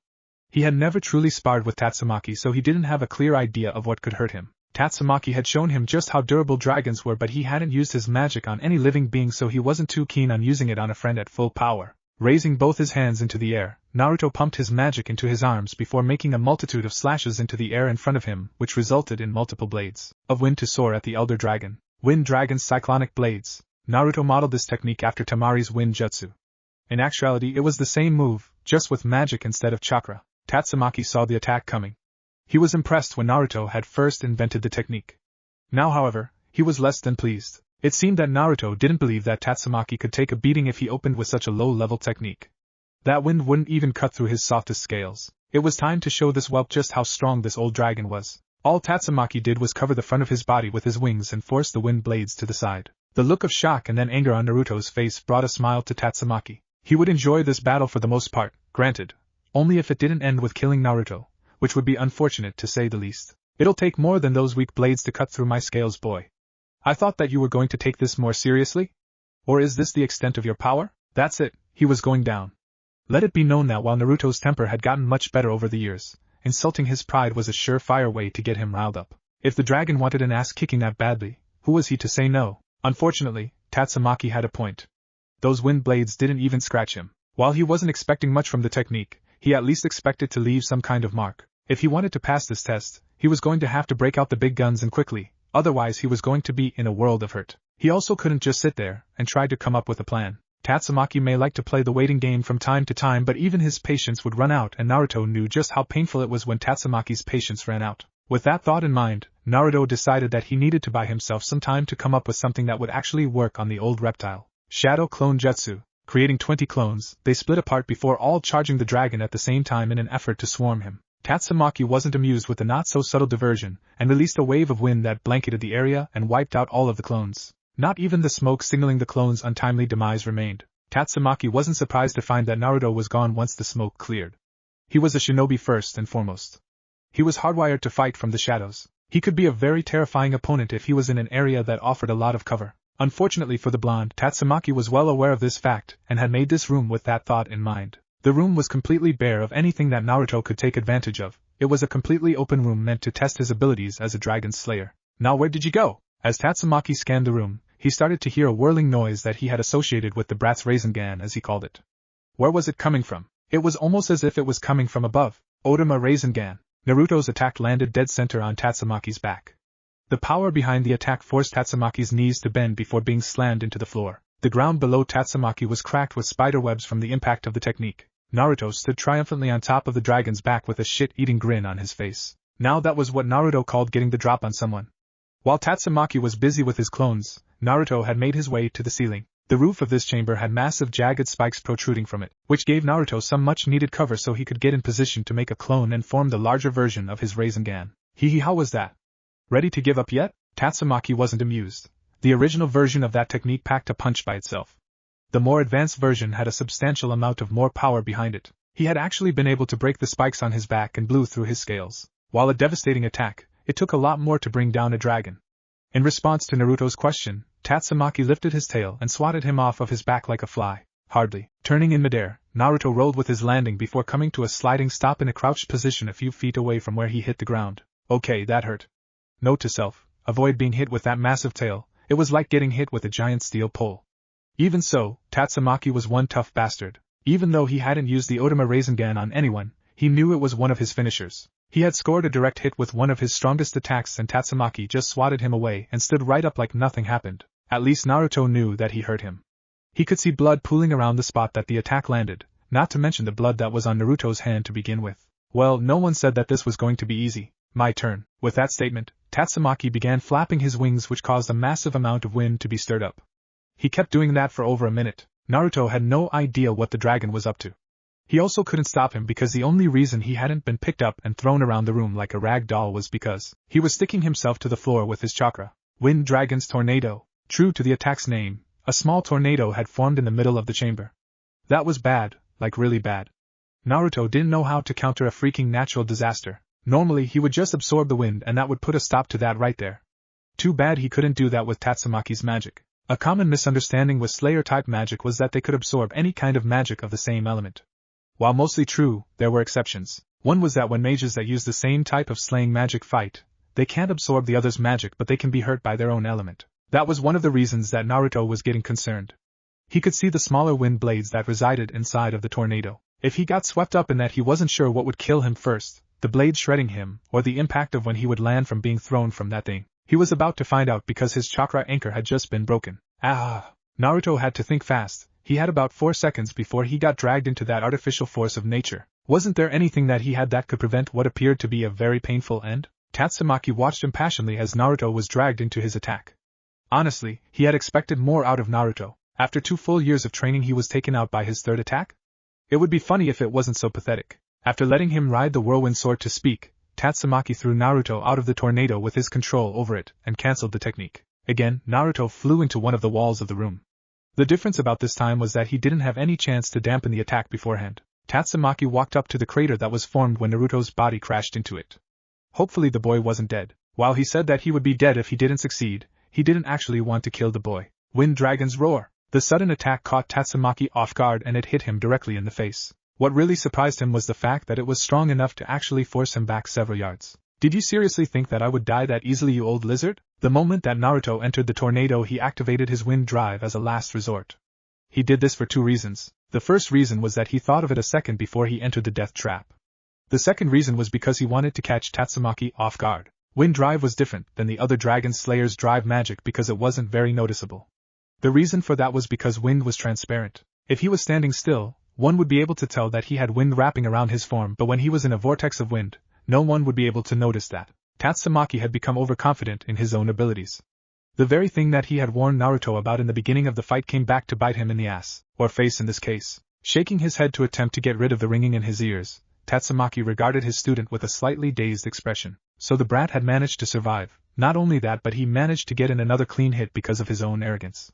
However, it didn't come without cost to Naruto. He had only been training on controlling his drive form for a little over a month. As he was, Naruto could only use his drive form once a day. Other than his demonic chakra cloak, this was Naruto's only trump card. He had only about 1 or 2 more attacks left in him in that form, and then he would be out of gas. It was just a matter of time now. Naruto didn't want to use his wind drive so early in the fight, but drastic times called for drastic measures. That was a do-or-die moment for Naruto, and because of it his hand was forced.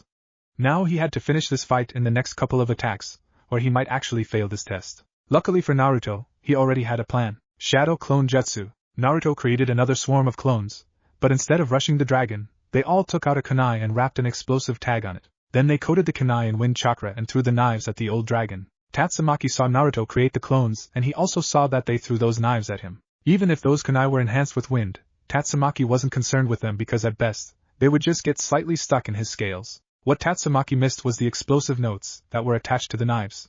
Granted, he was still a little dazed from taking a roar to the face at point-blank range. Much like he expected, the kunai were only slightly embedded in his scales. He didn't understand why Naruto would waste the chakra to create those clones just to pepper him with knives that hardly left a scratch. He was about to mock Naruto for his idiocy when the notes went off. The explosion did exactly what Naruto wanted. It lifted the old dragon into the air and exposed Tatsumaki's softer underbelly. While the scales were still hard on his stomach, they were considerably softer than the ones on his back.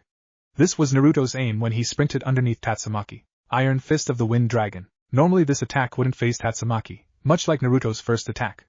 There were 2 major differences in this situation, and the latter. The first difference was the fact that Tatsumaki was still being lifted into the air by the force of the explosion. The second difference was that this time Naruto's abilities were being enhanced by his wind drive. Tatsumaki ended up being blown back quite a distance from the attack and was still pretty concussed from the explosion. That was quite a little plan that Naruto came up with on the spot. It also did quite a bit of damage as well. Still, dragons weren't legendary for nothing. As Tatsumaki started getting up, he could feel his bones and muscles fighting against him. Curse his old age, if he would have been in his prime he would have shaken that combo off and shown Naruto what a true Iron Fist felt like. A strange smile was present on Naruto's lips as he saw his master rise from his last onslaught. He had really hoped that had worked. Unfortunately, Tatsumaki was as stubborn as Naruto was when it came to fighting, and he was getting back up. He didn't want to do what he was going to do next, but Tatsumaki didn't leave him many options left. He wasted his wind drive too early in the fight, and now he was drained. He still had a lot of chakra left, but nothing short of another Otama Rasengan would do any damage, and he doubted that Tatsumaki would let him get close enough to use it again. So with that thought, he uttered a single word. Boom! Tatsumaki's eyes widened as he heard an explosion go off above him. When had he set up explosives on the roof? Looking up, his worst fears were confirmed. The giant stone spears that made up the ceiling were falling right for him. He had enough time to dodge them. At least he would have if his body wouldn't have stopped working. He couldn't dodge them at this point. He just wasn't as young as he used to be. The least he could do was minimize the damage. Naruto waited while the dust had cleared.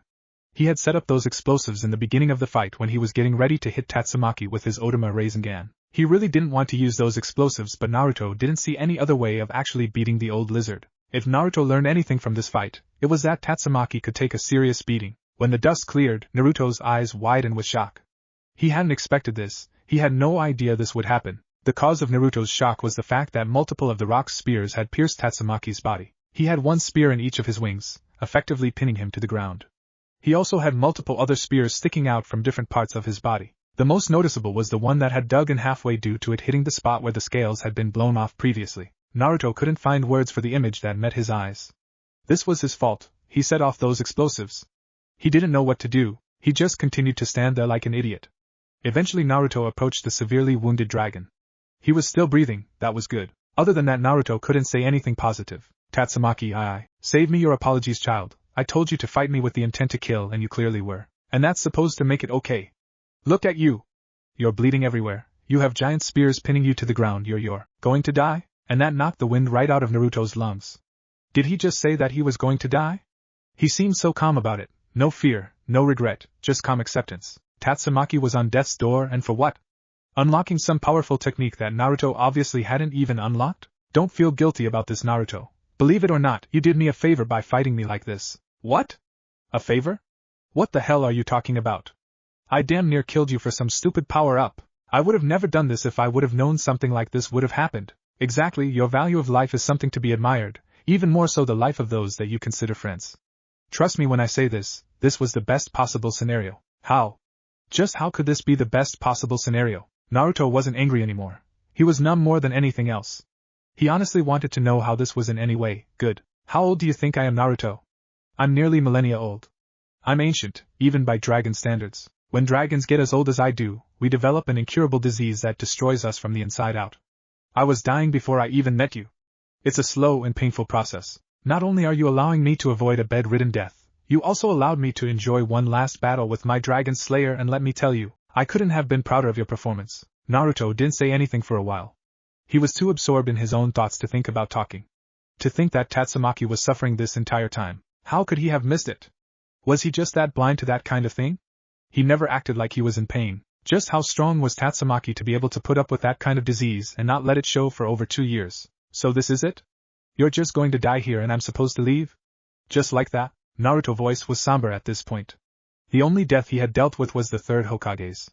That had hit Naruto hard, but not nearly as hard as this was hitting him. It was taking everything he had not to break down and start crying. Through ragged breaths, Tatsumaki fought through the pain. He still had something to teach his student, his last lesson. Not quite, you still need to unlock your dragon force. The only way for a dragon slayer to truly unlock this power is for them to slay a dragon. Once you do that, you'll be able to use the ultimate form of dragon slaying. I ask only one thing. By my bed there is a storage lacrima with all of my knowledge inside. I want you to find a scholar that you trust to give that knowledge to. It would be a shame if my knowledge died with me. Now, finish our fight, Naruto, and know that I'm truly happy I met you. I know you'll achieve your goals, I have faith in you. Hiccup asterisk, thank you for everything, I'll make you proud, this I swear. I promise I'll find someone to entrust your knowledge to. Rising to stand by his master's head, Naruto began building the last of his magic. Goodbye, master. Dragon slaying secret art. Wind dragon's guillotine. With that, the blade of wind cut through Tatsumaki's neck and ended his incredibly long life. Even though he was in pain till the very end, Tatsumaki died with a smile on his face. Naruto did the only thing left to do. He dropped to his knees and cried. Naruto had been traveling for a little over 2 weeks now. After he left his home for the last 2 years, he decided that he should try and reintroduce himself into human society. Naruto was a little nervous about that. He had been living with a dragon for the last 2 years. While he had been studying the culture of the people of Fiori, he hadn't been practicing it. Naruto had never been one for formal introductions and really any kind of culturally correct mannerisms back in the elemental nations. Case in point, he called the most respected and powerful man in the village old man on a regular basis. A younger Naruto wouldn't have cared that much about manners. Now, however, Naruto did care about those kinds of things. Teaching Naruto about the importance of proper manners was one of the first things that Tatsumaki had drilled into Naruto. One wouldn't have known that based on his interactions with the dragon, but he did. One thing Naruto never got rid of was his habit to give nicknames to those he got close to, and when that happened, most of his manners went out the window. Thinking back on Tatsumaki brought a sad smile to Naruto's face. Tatsumaki's death still weighed heavily on Naruto's mind. Even though he understood why he had to kill Tatsumaki, that didn't make things any easier. One thing that Naruto knew for sure was that he wasn't going to wallow in his own misery. Tatsumaki expected him to move forward and become something great. Sitting around crying wouldn't help with that. Tatsumaki wouldn't want that either. Another issue that Naruto had was that he didn't know what to do with the lacrima that he had been entrusted with. He had entertained the idea of attempting to incorporate the knowledge into his own archive magic. That idea died the moment he tried accessing the lacrima. Tatsumaki wasn't kidding when he said that he put in everything he knew in it. There was information on everything. Math, physics, chemistry, biology, magic, language, history, cultures, space theory, dimensional travel. He even had information on the elemental nations. There was way too much information there to attempt to put into his archive. The thing about archive magic was that it wasn't just some exterior storage source that one could access at any time. Archive was based purely on someone's own knowledge. You couldn't just absorb the information by looking at it once. You had to actually understand the material. That's not to say that archive wasn't useful for retaining knowledge. Once you put something into your archive, it was nearly impossible to forget it. It could also be used as a way to connect minds, and then it would be possible to beam the information into someone's head. Unfortunately, the lacrima didn't have that option. If someone wanted to learn everything in the lacrima, they would have to sit down and do it the old-fashioned way. So yeah, he had no idea with what he was going to do with it. He would still study it from time to time, but he wasn't a scholar like Tatsumaki. Also, he felt that Tatsumaki's knowledge should stay in Earthland. Naruto was also pretty frustrated at the moment. He had been walking for 2 weeks and he had yet to run into any signs of life. He didn't quite understand. Of course there were animals around, but Naruto was looking for a town or something. From what he knew, there should be a town coming up soon. Tatsumaki just had to live way out in the middle of nowhere. As Naruto continued walking through the forest, he noticed that things had gotten eerily quiet. He could have sworn that there were birds chirping 10 minutes ago, and why did it feel like he was being followed? After another 5 minutes of the feeling, Naruto decided that he was going to find out what was following him one way or another. One of the more subtle things that Naruto learned from Tatsumaki was that he could control the air around him and use it as a type of sonar. Naruto wasn't nearly as good with it as Tatsumaki was, considering he controlled the wind around an entire mountain, but Naruto did have a decent range, all things considered. Naruto wasn't really surprised by what he found. The entire area was devoid of any life, except one large, humanoid creature. He couldn't really make out what it was though, because the technique wasn't good for getting specifics. Now that Naruto knew he was being followed, it annoyed him with how poorly the creature was tailing him. After a couple of more minutes, Naruto decided that enough was enough. Come on out, I know you're following me. The main reason why this was bothering Naruto so much was because he wasn't in the mood for games. Someone he loved had just died, he was lost, tired, and hadn't slept in a bed in 2 weeks. Yeah, one could say that he was a bit cranky. Shortly after Naruto called out to his stalker, a large hulking creature dropped in front of him. Hee, so you noticed me. You're smarter than most of the other humans around here. They don't notice me until it's too late. The creature was a large ape-like creature. It was easily twice the size of Naruto. It had green fur with purple skin. The creature was very muscular. Its head came to a point at the top, and it had a very long pointed chin. It also had pointed ears and the stupidest grin on its face. So a Vulcan was following him? From what Naruto knew about Vulcans was that they were incredibly strong and fast compared to regular humans. They had some semblance of intelligence because they could actually speak, but that's really as far as it went. They were pretty dumb by human standards. They thought that just because that they were bigger, stronger, and faster than something that they could easily take it down. They also never learned from a defeat. They were really just a creature that ran on instinct that had the ability to talk. Most Vulcans used takeover magic. They would beat their opponents and absorb them to add to their own magic power. What Naruto didn't understand was why this Vulcan was alone. These creatures usually traveled in packs. While one might see a lone Vulcan on occasion, it was rare. What do you want, Vulcan? Naruto knew full well what the beast wanted, but maybe he was wrong. Not with his luck. I was just coming to check out why there was somebody walking through our territory. Our? So there was a pack around here. What did he mean about territory? Vulcans held territories against other groups of Vulcans, not against humans. I was just trying to find the town that's around here, but I've seemed to have gotten lost.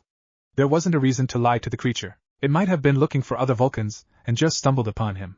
Maybe he could get out of this without a fight. It's not like Vulcans were always violent towards humans, just most of the time. Oh, you mean the town to the north of here? Yes, sorry, no one is allowed in or out of there, boss's orders. It was funny, the Vulcan actually looked sorry about that. Hold on a second, you're blockading a town? Why the hell are you doing that? This didn't sit well with Naruto at all. Vulcans never attacked humans like this. Once in a while they might form a large group and attack a settlement, but they never lay siege to a town. Hey, it doesn't matter, we're doing it and no one is going to stop us. It sounded completely confident with that statement. It was like someone had already tried to stop it. How long has this been going on? None of this made sense to Naruto. Vulcans aren't smart enough or organized enough to do something like this. He was going to this town anyway, but now he had a reason. This couldn't stay this way. Oh, for over 2 months now. They're going to be out of food soon. Boss is so smart to come up with this plan. The Vulcan had the most pleased look on his face as he said this. The bastard was happy with starving an entire village. This was pissing Naruto off. Did he mention that he was already cranky? Naruto didn't want to listen to any more of this Vulcan's plan. He was going to put an end to this plan. First step, take out this ape. He charged the Vulcan, which still had that stupid, happy look on its face. He didn't even see it coming. Iron Fist of the Wind Dragon. The attack landed dead center in the Vulcan's solar plexus, and sent him tumbling head over heels until he crashed into a rather large tree which snapped on contact with the Vulcan's body. That would wipe that stupid smirk off of its face. Naruto waited for the Vulcan to recover from the surprise attack and to charge him in a blind rage. 5 minutes later and the Vulcan still hadn't moved. Did he really knock it out with a single hit? As Naruto approached the downed creature, he noticed 2 important things. First, the Vulcan was bleeding from his mouth, signifying internal bleeding, and second, it wasn't breathing. Naruto was surprised to say the least. He had thought that the Vulcan was tougher than that. He wasn't going to lose any sleep over it though. It had admitted to holding a village hostage for over a month. There's no telling what else it had done during that time. There was no way that all they did was stop anyone from going in or out. That's not to say that he wanted to kill the Vulcan, far from it. Naruto held almost all life in high regard. It was sad and completely avoidable. Naruto had let his anger and current frustrations rule him, and used the Vulcan as a punching bag. If Naruto had been thinking clearly, he would have realized that he shouldn't have aimed at a potentially vital area with the same power he had used against Tatsumaki. Dragons are legendary creatures that can take massive amounts of damage. Vulcans were common creatures that were strong and fast compared to normal humans, but were nothing compared to the might of a dragon. Naruto wasn't going to get anything from staying here. After Naruto buried the Vulcan, he started making his way towards the unnamed village to get to the bottom of this. Today was not a good day to be the mayor of this small village. Regardless, here the mayor was, sitting in his office, dealing with more complaints about the Vulcan raiders that had been blockading the village for near 2 months now. He had no idea why those blasted creatures were doing this. One day they had just started attacking anyone that was entering or leaving the village. At first they had tried to fight them. That was a mistake, they weren't fighters. They were a farming and fishing village on the outskirts of Fiori. No one knew the first thing about fighting. They had lost 20 good men that day. The next course of action was to attempt to sneak a runner through the blockade to try and get to a guild to request aid. The runner had been sent out over a month ago. The closet town was only a week's walk away. Obviously the runner had been captured. After the first failed attempt, no one else would take on the mission, not like he blamed them. Considering just how far in the country their town was, the chances of a random mage coming across them to help were slim to none. Thus the mayor gave one last plan before they would make a desperate final push to attempt to breach the blockade. The plan was to endure long enough until the mayor's son returned. The mayor's son had left a year ago to go on a training trip. He was a strong mage before he left. Now he could probably wipe the floor with all of these Vulcans. Problem was he was supposed to return home a week ago. Which led him to having the same conversation with the other village leaders that he'd had 100 times before. Your blasted son still isn't here. He's probably drunk at some bar. Don't kid yourself. He's probably at a brothel. You remember how he couldn't control himself within the village. You got the idea. Comments like that were going around the room and growing in their absurdity by the minute. It was like they forgot they were talking about his son right in front of him. When he started hearing accusations that his son wouldn't come back at all, he had heard enough. Enough. I understand that you all are very stressed by our current situation, but you all must have patience. My son will return. Until then we must endure. He wished he was as confident as he sounded. It wasn't that he didn't think that his son wouldn't return. He was afraid that it would be too late, and they would have to take drastic action before his son made it back. Mayor-san, let's be honest, we would all like to be able to wait for your son's return, but facts are facts. We're running out of food. If we don't do something soon, we'll all starve. Murmurs of agreement ran through the assembled villagers, and even the mayor had to agree. If nothing was done soon, they would be in some serious trouble. On the other hand, what did they expect him to do? Send the rest of the villagers to their death by trying to fight those beasts? Hello? All heads in the room turned towards the door to where the voice spoke. The owner of the voice was a young man, roughly 16 years old by appearance. He had wild spiky blonde hair. He stood a little over 6 feet, and he was wearing what appeared to be some very expensive robes that provided quite a bit of mobility. His eyes were ocean blue, but the most unique thing about him was the 3 whisker marks on each of his cheeks. It was a rather strange sight for most of the villagers, to say the least. Obviously the boy was an outsider. How the hell had he gotten into the town? Regardless of his confusion, it was still his duty to see what he wanted. He was in his office after all. Can I help you, lad? Naruto had actually been there for a large part of the argument between the mayor and the townspeople. The situation was far worse than he had guessed. These people needed help badly. No, but I think I can help you. I've been here for a bit, and I have the gist of your problem. The look that the people gave him told him that they didn't believe anything that he was saying, and the mayor expressed these doubts. I'm sorry if I find that hard to believe. You're still in your teens, and we've lost a lot of strong men to those beasts. What makes you think you can help us? Well, on my way here a Vulcan attacked me and I beat it pretty easily. I don't think a couple more would be a problem. Did it sound a bit cocky? Yes. Did he believe that he was more than capable of delivering on his claim? Without a doubt. Many of the villagers didn't believe that this child could beat one of those monsters. Others could actually believe it, considering that they had no idea if he was a mage or not. If the boy actually was a mage, then maybe their prayers had finally been answered. You say that you actually managed to beat one of those Vulcans? How? The claim was rather bold, but it matched up. The Vulcans had been blocking entrance to the village for nearly 2 months. The only way in was if someone beat the Vulcans trying to stop them. Naruto saw the skepticism in the villagers' eyes, and rightfully so. They had been attacked repeatedly for nearly 2 months, and they had lost loved ones to these Vulcans. He could also see the hope in their eyes. Hope that this nightmare might finally be over. I'm a mage. I hit it with one of my spells while it was gloating about what they were doing to you guys. Trust me, he's not getting up ever. That was a shock. The boy claimed that he not only beat a Vulcan but actually killed it in one hit. Either this kid was a great liar or a godsend. Right now the villagers were desperate enough to believe the latter. The mayor was the first to recover from the news. It was almost too good to be true. Boy, are you serious about this? Do you honestly think you can help us? I know I can help you guys. It isn't like you have much of a choice anyway. From what I saw on my through town, you guys are on your last legs. It was true, they were on their last legs. The people looked half-starved. Everyone was filthy because the main river was mostly outside the village, and the small part of the river that flowed into town was used for drinking and cooking water. The most shocking thing, however, was that everyone had seemed to have given up. It showed on their faces.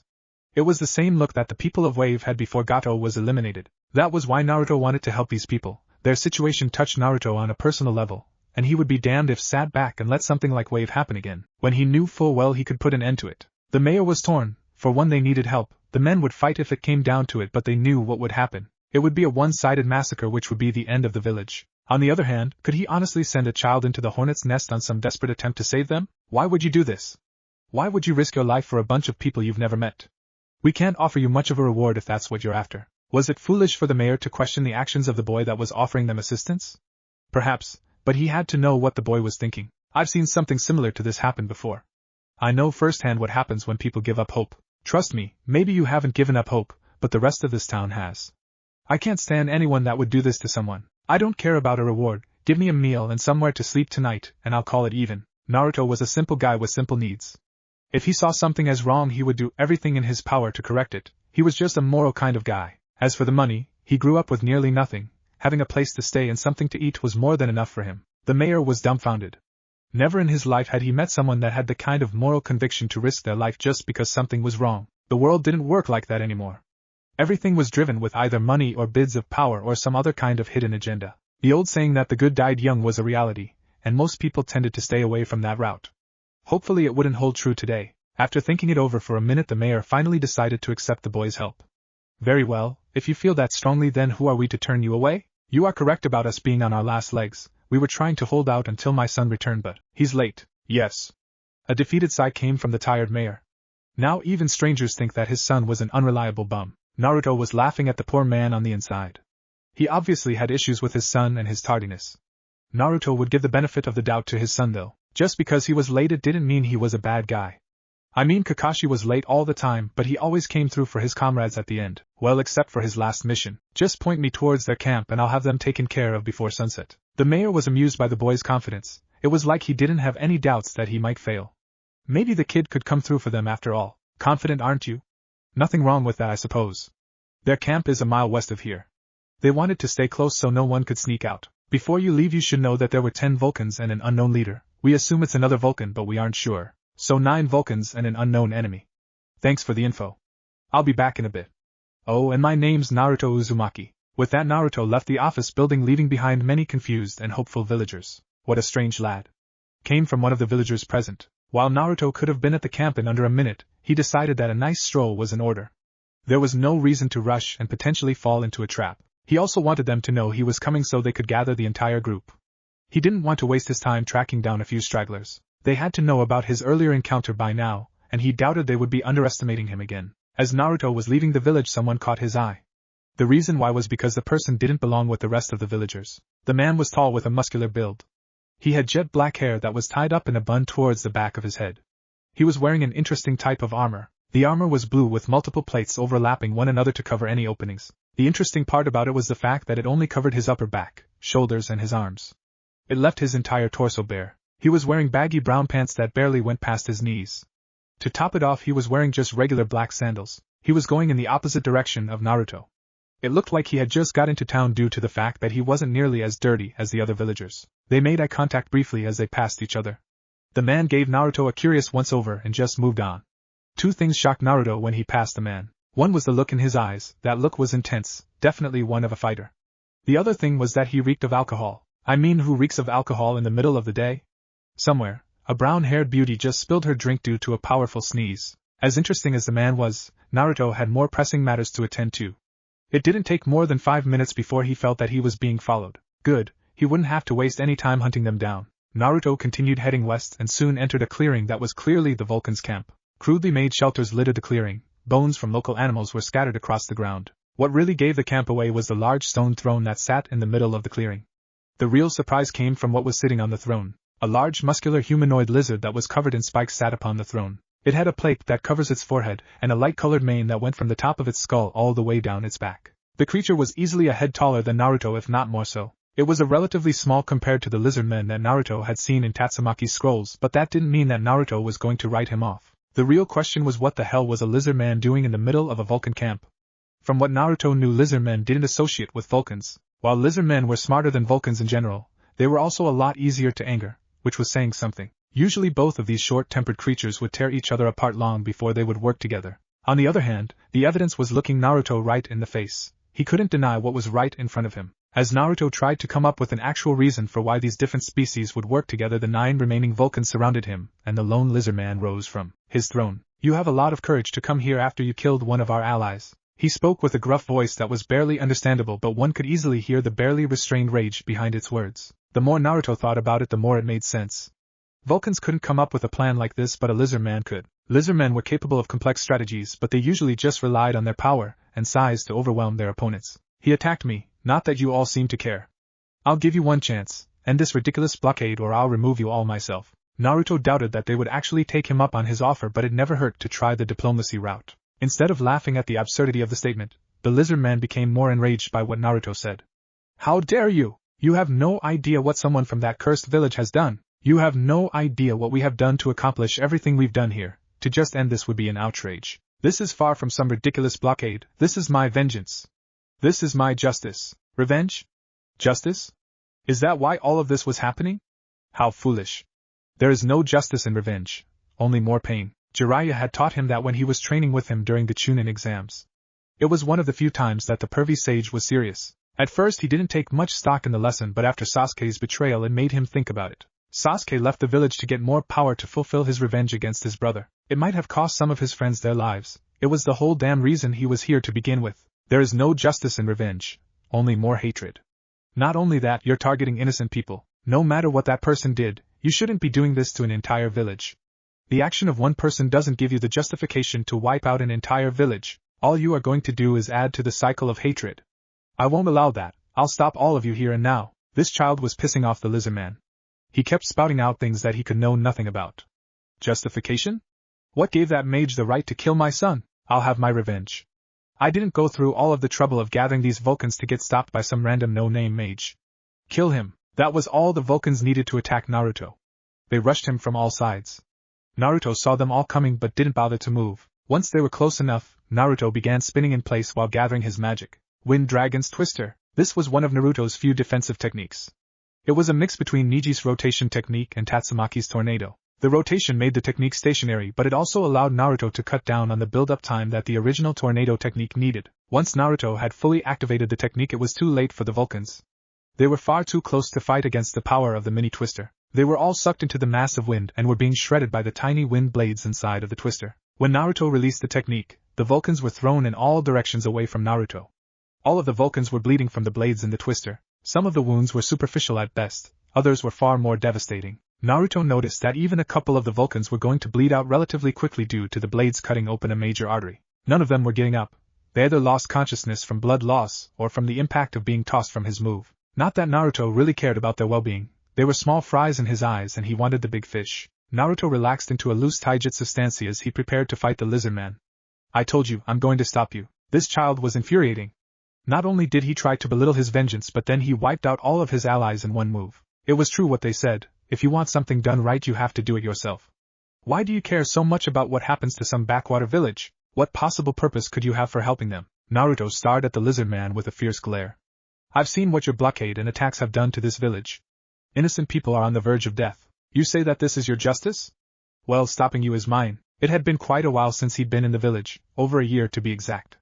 Man, had this place gone down the shitter. It was like they had been under attack for months. At first it was kind of funny. After going through most of the village, things stopped being funny. Everyone looked starved and was filthy. The only person that didn't look like that was some blonde guy he had passed on his way in. What the hell was going on here? With that thought in mind, he made his way to the mayor's office. When he got there, it looked like they were having some kind of meeting. Hey, old man, what the hell is going on? I'm gone for a year and the village turns to shit. He wasn't one for tact. All of the villagers turned to look at the disturbance in the room. When they realized who it was, there were mixed reactions among those present. Some were surprised, some were happy to see him, Unfortunately, most seemed to be pretty pissed. None more so than the mayor himself, which he vocalized. Bacchus, where the hell have you been? You're a week late. Yeah, he was a bit upset. The first thing that he does after seeing his son is to yell at him. Well, at least the old man hadn't changed. Oh, I didn't know I was being timed. Maybe send a message if you needed something. While the mayor was glad to see his song was well, that feeling was dwarfed by his anger at his son's tardiness. Not only was he late, but he was mouthing off to boot. He had no idea what they were dealing with for the last 2 months. This brat was going to get the biggest ass chewing of his life, he was. Pops, what's going on around here? Why is our village in this sorry state? The look in Bacchus's eyes made the mayor lose his anger. It was rare, but Bacchus could be serious, and now was one of those times. The mayor directed his son to one of the open chairs in the room. Sit down, Bacchus, a lot has happened. Bacchus complied. He knew whatever caused this had to have been serious. As his father explained to him what was going on, he became angrier by the minute. His friends and family were being attacked while he was goofing around. He knew he shouldn't have stayed in the last town's red light district for the last week. Those girls were just so nice though. Once his father finished explaining everything that had happened, Bacchus was shaking with rage. He couldn't even form words, he was so angry. One thing that Bacchus knew was that those apes were going to pay. Where are they? I'll make those bastards for what they've done. The mayor knew this was coming, and he was glad that those blasted creatures were going to get what was coming to them. Hopefully that young lad from earlier isn't in too much trouble. They're a mile west of here. So you know, we just sent a wandering mage who offered his services to try and get rid of those vile monsters. He left a little over an hour ago. A wandering mage? He did pass a strange-looking guy on his way into town. He didn't look very strong at all when he passed him. You guys must have been pretty desperate if you sent that weakling to fight. Bacchus, we are on the verge of starvation. Of course we were desperate. If you weren't gallivanting all over the country doing God knows what, we wouldn't have had to send out that young man. If he dies, it's on your conscience. TCH. I'll make sure he's okay, and I'll be back before sunset. Though if the kid was already dead, then there wasn't anything he could do. Hopefully that mage could hold his own for a bit. As Bacchus was making his way to the door, he stopped and tossed a small package to his father. I stopped by your stuck-up friend's house in Hargentown, and before he kicked me out he said to give this to you. The mayor looked over the small package. It was heavy for its size. When he opened it, he found a small lacrima inside. When he turned to Bacchus to ask what it was, Bacchus was already gone. I hate it when he does that. Naruto knew that a lizardman's scales were hard, but he had no idea it was this hard. He had tried getting in close and using some taijutsu, but that just ended up with him cutting his hands open on its scales. Is that all you have, you pathetic human? I thought you were going to deliver your justice. Ha! If this is all you have to offer, then you should just go home. Talk. That's all this guy did. Did he really think that this was the extent of his power? He must have short-term memory loss if he forgot how he beat all of his followers. It's time to kick things up a notch. Wind Dragon's roar. The roar hit the lizard man dead on and blew him back several feet, but it didn't seem to do any lasting damage. It didn't even look like any of its scales were damaged. It didn't matter though. Lizardmen didn't have any ranged abilities. If Naruto stayed back and just peppered him with attacks, he would eventually go down. That being said, Wind Dragon's cyclonic blades. The lizard man saw the wind blades coming and merely scoffed at it. He didn't even bother trying to block the attack. The blades hit his scales, and other than leaving a few small scratches, they didn't do anything. Ha, your little gusts of wind won't be able to hurt me. Let me show you what true strength is. I'm going to crush you. With that, the lizard man charged Naruto. Naruto wasn't having anything to do with that and backpedaled like his life depended on it. As he was doing this, he kept throwing wind blades at the lizard man. The lizard man just continued his charge and didn't even grimace as each blade connected with him. The lizard man was getting fed up with chasing the blonde-haired human around the clearing. Is all you're going to do is run away from me? I thought you were a man. Fight me. Naruto just ignored the beast's yelling. He was the faster of the two, and he was just fine with sending wave after wave of wind at the lizard man. While the attack he was using was one of his weaker ones, it also didn't take up much magic. He could do this all day. The beast had lost count of how many blades he had taken, but it numbered over 50. His anger was overflowing at this point. The moment he got his hands on that human, he was going to snap him in half. Stop running from me, you coward! That got a response out of Naruto. He stopped taking pot shots with his wind blades and went into a full sprint towards the edge of the clearing. About 5 feet from the edge, he jumped towards one of the larger trees and righted himself so that he landed sideways on it. He then kicked off the trunk of the tree and shot right back at the lizard man. It was caught off guard by the sudden change of tactics and couldn't respond accordingly. Iron Fist of the Wind Dragon. The attack went right through the scales and he buried his fist a whole foot inside of the lizardman's chest. All the lizard man could do was look down in shock. Everything that this human did just bounced off of his scales. Why did his attack go through now? Impossible. The light faded from the lizardman's eyes as Naruto pulled his fist from its bloody chest. As he backed away, the lizardman fell forward and its blood started to pool around its corpse. Naruto didn't feel any remorse with taking this beast's life. He was attempting to kill innocents for his own convoluted justice, and was taking pleasure from it. It didn't distinguish between the one that harmed him and those that had nothing to do with it. He was just trying to kill humans. Naruto wouldn't be surprised if he was using his son's death as a justification to just kill humans. Regardless, the job was done. Now all he had to do was take care of the remaining Vulcans and head back to the village. Hey, that was pretty good, glad to see that I didn't have to bail you out. Naruto turned towards the voice and saw the strange guy that he saw when he was leaving the village. Bail him out? What was he talking about? Wait, could he be the mayor's son that was late?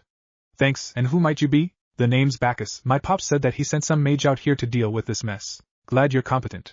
I wouldn't want to feel bad that you died because I was running a little late. So what's your name? Naruto Uzumaki. Pleasure. A little late? Is that what he called being a week late? Well, you don't have to worry about this guy anymore. He's not getting up. All I have to do is take care of the other Vulcans that I knocked out earlier, and your village will be good to go. Bacchus just took a swig from his bottle and gave a short laugh. Don't worry about that, I already dealt with those scum. You did good work. They were all either dead or out cold by the time I got here. It didn't take much to finish them. Wait, you killed all of them? They weren't a threat anymore. There wasn't any need to do that. Fighting and killing someone in a battle was bad but sometimes unavoidable. But killing someone that can't even defend themselves didn't sit well with Naruto. In an instant Bacchus's good mood died, and he adopted a serious expression. They're lucky that I didn't do more for what they did. They killed my friends and threatened my family. They got what they deserved. Naruto didn't say anything at that. When he had learned that the third Hokage was killed by Orochimaru, he wanted nothing more than to kill the bastard. He could relate with how he felt when it came to something like this. Still, killing an undefended enemy left a bad taste in Naruto's mouth. Anyway, good work, man. Pops will be overjoyed knowing that the village isn't in danger anymore. Let's head back. I know we don't have a lot in storage anymore, but I'm going to try to get a party going. This village needs a pick-me-up. That was something that Naruto could agree with. Almost everyone in the village looked like they had given up. The knowledge that their tormentors are dead and a party to celebrate that fact is exactly what the doctor ordered. But there was something else that Naruto needed to clear up. So you're the only mage from this village, right? Yeah, what about it? Wanna fight or something? Naruto had to pick his next words very carefully. One doesn't just accuse someone that they were the reason that their friends died. Did you ever fight a lizard man while you were away from the village? You know I did. It was right after I left. A lizard man attacked me and I ended up pushing it off a cliff. I didn't even know there was a cliff there. I just hit it into a bush and it fell. Why do you ask? Naruto's hypothesis was correct. This wasn't going to be easy. The lizard man told me why he was doing this to your village. He said that a mage from this village killed his son. He wanted revenge. What did you say? Was he saying that it was his fault that his village was attacked? It's not your fault. You were merely defending yourself. I was just wondering if the lizardman's story was true, or he was making it up. No one will be mad at you for defending yourself. Bacchus stood there for a couple minutes absorbing the information. Yeah, I guess so. Still, it makes me think if this all could have been avoided if I would have just knocked it out. Naruto had to agree. It was definitely something to think about. Food for thought.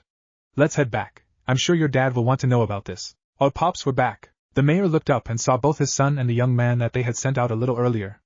Bacchus didn't have a scratch on him, but Naruto did. His clothes were covered with dirt and blood.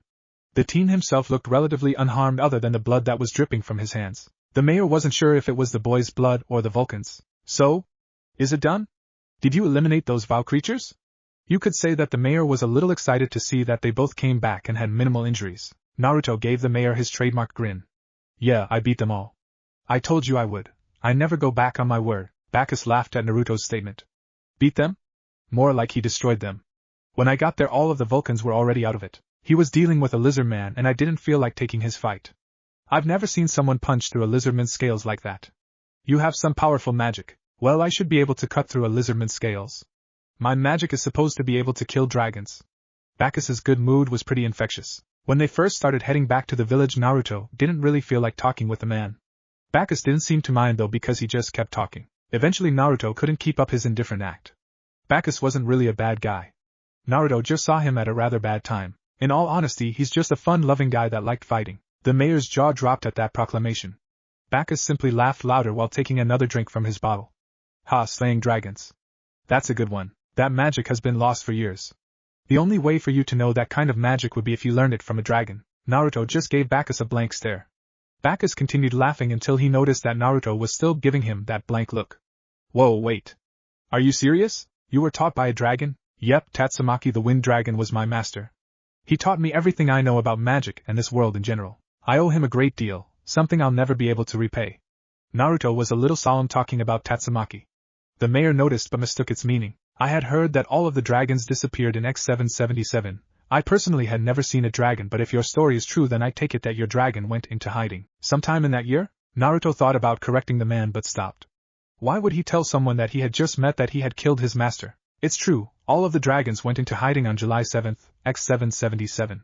I imagine the rest of the dragon slayers are in a similar situation as I am. It wasn't a lie, all of the dragons did go into hiding on that day. Also, while most of the other dragon slayers probably didn't kill their parents, they must be feeling some kind of abandonment due to their foster parents leaving them. Bacchus had a huge grin on his face at hearing the news about Naruto really being taught by a dragon.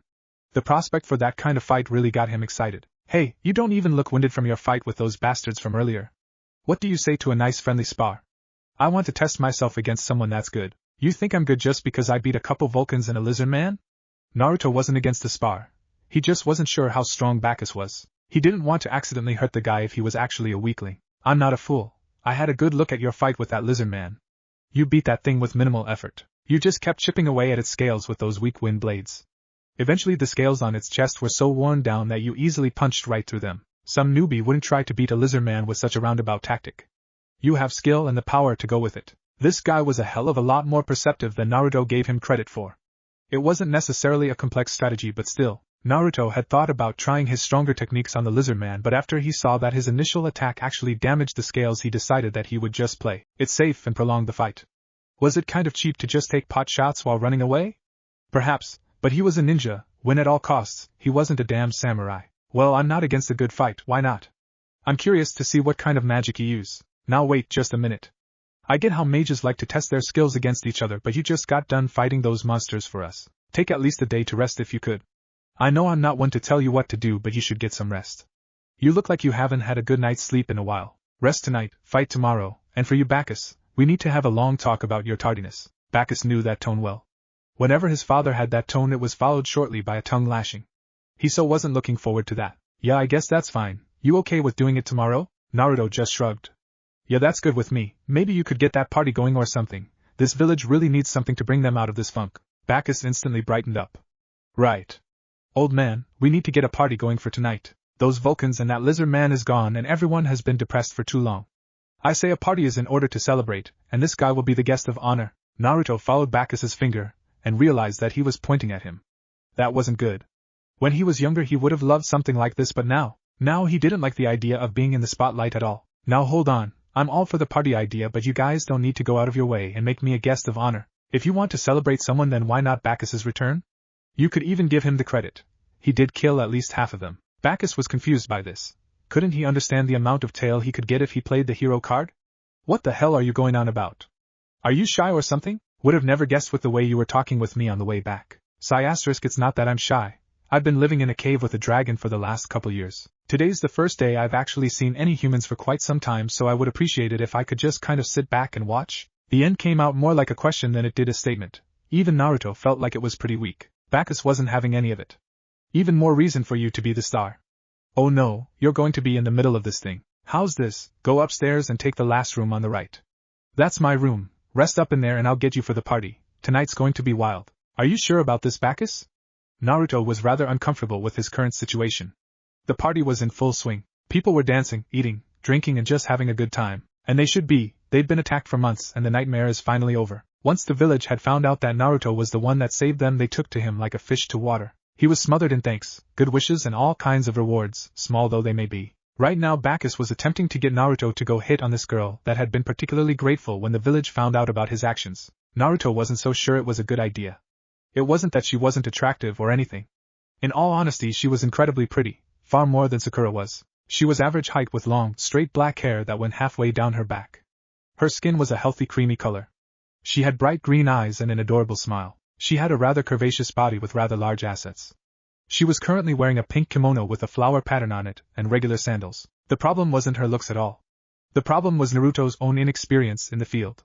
He had no idea how to go about talking to a girl for something like that. All his attempts with Sakura had always ended in pain. Dude, trust me, it's a slam dunk. You couldn't possibly fail. Come here. He pulled Naruto close and whispered something in his ear. Just say that to her, and you'll be late in no time. No more wasting time, get out there and make me proud. Naruto still wasn't sure about this. He didn't even know if he wanted to get laid right now. It wasn't like Bacchus was giving him much of a choice though, because he was literally pushing him into the girl. Hey Katsumi, long time no see. You remember Naruto, right? You wouldn't believe how shy this guy is. I know for a fact that he's wanted to talk to you all night, but he just couldn't muster up the courage to talk to a beauty like you. Bacchus had a shit-eating grin on his face as he pushed Naruto up to the pretty girl. Naruto was still in shock with what Bacchus had just done. To Katsumi it looked like the hero that saved them all really was a shy kind of guy. With a pleasant smile on her face she decided to address the boys. Is that so? There's no need to be shy, Naruto-kun. I don't bite unless you want me to. At the end of her greeting she gave him a wink. Naruto turned bright red at her rather blatant remark. Even with Naruto's inexperience, he could tell she was hitting on him. Bacchus just gave him a pat on his shoulder. I think I hear my pops calling, so I'm going to go find him. I'll see you later, Naruto. Don't worry, I won't wait up. With that, Bacchus just walked away laughing and left a sputtering Naruto and happy Katsumi behind. Bacchus actually did seek out his father after he left Naruto. He needed to talk to him about what happened in Harjan. He would have done it earlier, but he wanted to catch up with some old friends and see how everyone was doing. Not surprising, the mayor wasn't at the party. He left as soon as it began. Bacchus found him hiding in his office doing some paperwork. Pops, what the hell are you doing in here? If you haven't noticed, there's a party going on outside. I'm well aware of that, Bacchus. I'm not one for parties, you know that. The real question is, why aren't you in the middle of it? I thought you would have been trying your luck with some of the girls since you haven't seen them in a while. Bacchus smirked at the statement. Normally I would, but I decided that tonight should be Naruto's to get some attention. Can you believe he's never had a girlfriend before, let alone been laid? How ridiculous is that? He was talking with Katsumi when I left him. As long as he doesn't say anything too stupid, he's in for a fun night. Bacchus never changed. It was always drinking, fighting, women, or some sort of mix of the three. You know her father won't appreciate that. Also, Naruto didn't seem like the kind of guy for a one-night stand. Don't you think that this is a little much? Bacchus snorted at the question. Kind of guy or not, Katsumi is a 10, and the only way he would turn her down was if he was gay. But enough about Naruto. The reason I'm here right now is because I need to tell you something that can't wait any longer. The mayor didn't like the sound of that. Something important enough to take Bacchus away from a night of partying was serious indeed. Couldn't he ever get a moment's rest around here? I told you that I stopped by your stuffy friend's place in Harjan. Well, I stayed there for a bit because he actually wanted my help with something. Apparently a jilted lover of his daughter didn't take getting dumped kindly. He requested an assassination on her.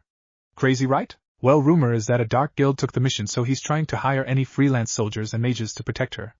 I don't know why he doesn't just hire a guild to do it. The mayor sighed at this news. Apparently his friend wasn't having any more luck than he was recently. Wait, you said that he wanted your help with this. Did you capture the assassin? Not quite. Remember when he kicked me out? Yeah, I kind of pissed him off. Bacchus, what did you do? I may or may not have slept with his daughter while I was guarding her. 3, 2, 1 and... Bacchus, you idiot, don't you have any self-control? Of all the stupid things that his kid could do. Not only did he sleep with a client's daughter but also a family friend. Sometimes the mayor considered getting his son fixed so this kind of thing wouldn't happen. Bacchus was still trying to get back the hearing in his left ear from when his father yelled at him. He figured that he would react like this. Yeah, I know it was dumb, nothing I can do about it now. I'm bringing this up because he sent this communication lacrima with me so you could call him. He was probably going to ask if you knew anyone that might be able to help. I honestly thought it was a waste of time because there wasn't anyone stronger than me in the village. But now there might be someone that would be worth sending. He was obviously referring to Naruto. The boy was definitely strong, and he would probably be of some help in this situation. I'll call him tomorrow and see if he still needs help. If he does, I'll mention it to Naruto. He's not a part of any guild, so he really doesn't have anywhere to go, and I bet he could use the money. Yeah, that's what I figured. I still can't wait to fight him and see how strong he really is. My soul's quivering just thinking about it. Just as the mayor was going to comment on his son's addiction to fighting, Naruto walked into the building. He had a dejected and embarrassed look on his face, and he was completely soaked. Yo Naruto, what happened to you? Shouldn't you be getting busy with Katsumi right now? Yeah, that's not happening anymore. I don't think she'll even look at me right now. What the hell, man? How did you manage to do that? I set you up perfectly. Did you say what I told you to say? Bacchus seriously couldn't understand how Naruto screwed that one up. It literally was the perfect setup. I really don't want to talk about it. I'm tired and I've had enough embarrassment for one night. I'm crashing in your room, Bacchus, Nightmare-san. With that, Naruto went upstairs to get some much-needed sleep. Bacchus just face-palmed at how Naruto managed to screw that up. Hey! Where am I supposed to sleep if he's in my bed? You get the couch. He deserves that bed far more than you do tonight. It's late. I'm turning in as well. I suggest you do the same if you really want to have that fight tomorrow. I can only guess that Naruto would want to head out as soon as possible tomorrow, especially if he plans on helping the lobsters. Naruto stood across from Bacchus in an open field. He had promised Bacchus a spar and he was going to give it to him. Naruto was actually pretty excited to fight someone that wasn't trying to kill him. He also wanted to beat Bacchus into the ground for setting him up like that and abandoning him last night. Bacchus was excited for a completely different reason. It had been quite a while since he had fought anyone that could push him, and he had a feeling that Naruto could do just that. Just thinking about the fight had his soul quivering all morning. He was going to enjoy this, so how about some rules? Anything goes as long as it isn't lethal. Naruto had had enough death matches for a while, so he just wanted a nice easy spar where he didn't have to go all out to win. Sounds good to me, now let's go wild. Bacchus charged Naruto with a surprising amount of speed. Naruto barely had time to block the palm strike that he threw at him. The attack landed on Naruto's arm. Bacchus quickly followed up with 2 more palm strikes to Naruto, which he blocked both of them. Naruto made some distance between them after the short exchange. Those attacks hurt way more than they should have. Bacchus looked strong, but there was no way that he had that much raw strength. Bacchus got into a strange stance where both of his arms were stretched out behind him in a wing-like state. That's an interesting fighting style you have there. I've never seen that stance. You like it? It's called the cleaving hook palm. It's pretty rare, so I'm not surprised that you haven't heard of it. Let me properly introduce you to it. He charged Naruto again, but even faster this time. Naruto was being pushed to his limits when it came to trying to keep up with Bacchus. This guy was unbelievably fast. All he could do was block him, and even that was taking a toll on his defenses. One particularly powerful strike broke Naruto's guard, and he was hit with a strong hit to his shoulder that sent him flying across the field. Come on, I know you're stronger than this. Show me that dragon-slaying magic. I want a real fight. He seriously packed a punch. He hadn't been hit like that with a palm strike since that time he fought Niji in the Chunin exams. Wait, he said that he wanted to see him use his magic? But weren't they just fighting hand to hand? That's it. Bacchus had been using his magic this entire time. It was a martial arts-based magic. That's why his strikes hurt so much. They were powered by his magic. I see, so that's how your magic works. I was caught off guard by your attacks, but now it all makes sense. Let's get serious. Naruto decided to take that fight to Bacchus. If Bacchus was going to enhance his body with magic, then he could do the same. Naruto pumped chakra to his limbs to give him an added boost in speed, as well as used his wind magic to accelerate him even more. He was on top of Bacchus in a second. Bacchus was so caught off guard that he didn't raise a defense to block Naruto's fist. Naruto punched him right in the jaw that sent Bacchus back several feet. You aren't the only one that can enhance their body with magic. While picking himself up, Bacchus only smirked at Naruto while wiping off a trail of blood from his mouth. He hadn't been punched like that since he was training with his master. This is what he was looking for. Naruto knew that he couldn't win a fight in close with Bacchus. He wouldn't get caught off guard with another burst of speed from Naruto. If he wanted to win, he was going to have to play a ranged game. That was just fine with him. Wind Dragon's Cyclonic Blades. Naruto threw 5 wind blades at Bacchus, and he just danced through all of them as he made his way towards Naruto. How agile was this guy? He was making this look easy. Wind Dragon's Roar. Right before Bacchus got into striking distance, Naruto let the roar go, and it blew Bacchus across the field into a tree. His back hit the trunk of the tree and he slid down it. That was kind of annoying. It seemed that Naruto was a range-based fighter with his dragon-slaying magic. He also had the speed to stay out of Bacchus's range just long enough for him to get more attacks off. Standing up, Bacchus charged Naruto again. Naruto let more wind blades fly at the martial artist, but he just weaved around them like he did last time. As Bacchus approached Naruto, he jumped up to a branch to avoid the roar that was sent at him. Spinning around on the branch, he picked up momentum and threw himself at Naruto. Naruto put up his guard, but that was broken with axe kick from Bacchus. With Naruto's guard broken, Bacchus landed 3 lightning-fast palm strikes to Naruto's torso before Naruto tried making some distance between them. Bacchus saw this and gave chase immediately. He wasn't going to let Naruto gain any ground in this fight. It was too damn hard to get close to him. Naruto saw this and continued to backpedal as Bacchus gave chase. Bacchus was slowly gaining on Naruto. Naruto stopped backpedaling and tried to sweep Bacchus' legs out from under him. Bacchus merely jumped over the attempt. Getting Bacchus into the air was Naruto's entire plan. Once you're airborne, you don't have a lot of mobility unless you had a special kind of magic. Palm magic didn't enter that category. Naruto quickly rose from his sweep into an uppercut. Iron Fist of the Wind Dragon. The attack went right past Bacchus's defenses and sent him flying. Bacchus landed on his back with a thud several yards away. Before he could try and get up, Naruto was on top of him with his hand pointed at his neck. Heh, looks like I win, huh? Bacchus couldn't get out of this. Maybe if he was drunk, but all of the booze was used up at the party. Hey, guess you're right, you win, Naruto. With that, Naruto got off of Bacchus and offered a hand to his fellow mage. That was a good spar. I haven't had one like that in a long time. Bacchus simply smiled at Naruto and accepted his hand. Same, I haven't been beaten in years. You have some wild moves there, Uzumaki. Rematch sometime? Naruto gave Bacchus a big grin. Sure, anytime. But we should be heading back to the village. Your dad mentioned something about needing to talk to me before I left. Naruto and Bacchus both walked into the mayor's office at the same time. They looked worse for wear, but that was to be expected since they just got done fighting. Despite beating the crap out of each other, they both had smiles on their faces. The mayor just looked at them with an annoyed look. I see you two are done attacking each other. Honestly, I don't see what's so fun about fighting. Bacchus plopped down in one of the open chairs in the office. Oh, you just don't get it, old man. There's nothing like being pushed to your limits by someone else. The way it gets the blood pumping, the adrenaline rush. There's nothing like it. The mayor just sighed at his son's description of his senseless violence. So which one of you guys won anyway? I did, though it was really close. Bacchus is pretty good fighter. So what did you want to talk to me about, Mayor-san? I was thinking about heading out pretty soon. Naruto liked this little village. He even liked Bacchus. They formed an odd type of bond over the last 2 days. Bacchus was a little eccentric and perverted at times, but he was a good guy. That being said, there were places to see and random people to meet. He couldn't stay in this town for much longer. It's actually about that. If you don't have any plans on where you're going next, could I recommend heading over towards Harjan Town? I have a friend there that could really use your help with something. Well, I guess I could head that way. I didn't have a plan. What's his problem anyway? It's about a bodyguard mission. He could explain it better than I could, so why don't you ask him in person? Sure. I'll head that way. Let him know that I'm coming. Excellent. I'll inform him of that once you leave the village. Alright, well, if that's all you wanted, I'm going to get my stuff and head out. I would stay around longer, but I want to get out and see the world a bit. I'll be sure to visit sometime. I'll see you around, Bacchus. Don't make yourself too scarce. You still owe me that rematch. Naruto just waved off Bacchus's concerns. Don't worry about it. I look forward to kicking your ass again. With that, Naruto left the small unnamed village. The mayor still couldn't believe how strange that young man that had saved their village was. What an odd lad indeed. What if Senju Naruto was sent to Fairy Tail? And thanks for watching my video till the end. If you enjoyed this content, then do consider subscribing to my channel. And leave a like if you guys need the next part. Comment down, and thanks for watching the video, and see you guys in the next video.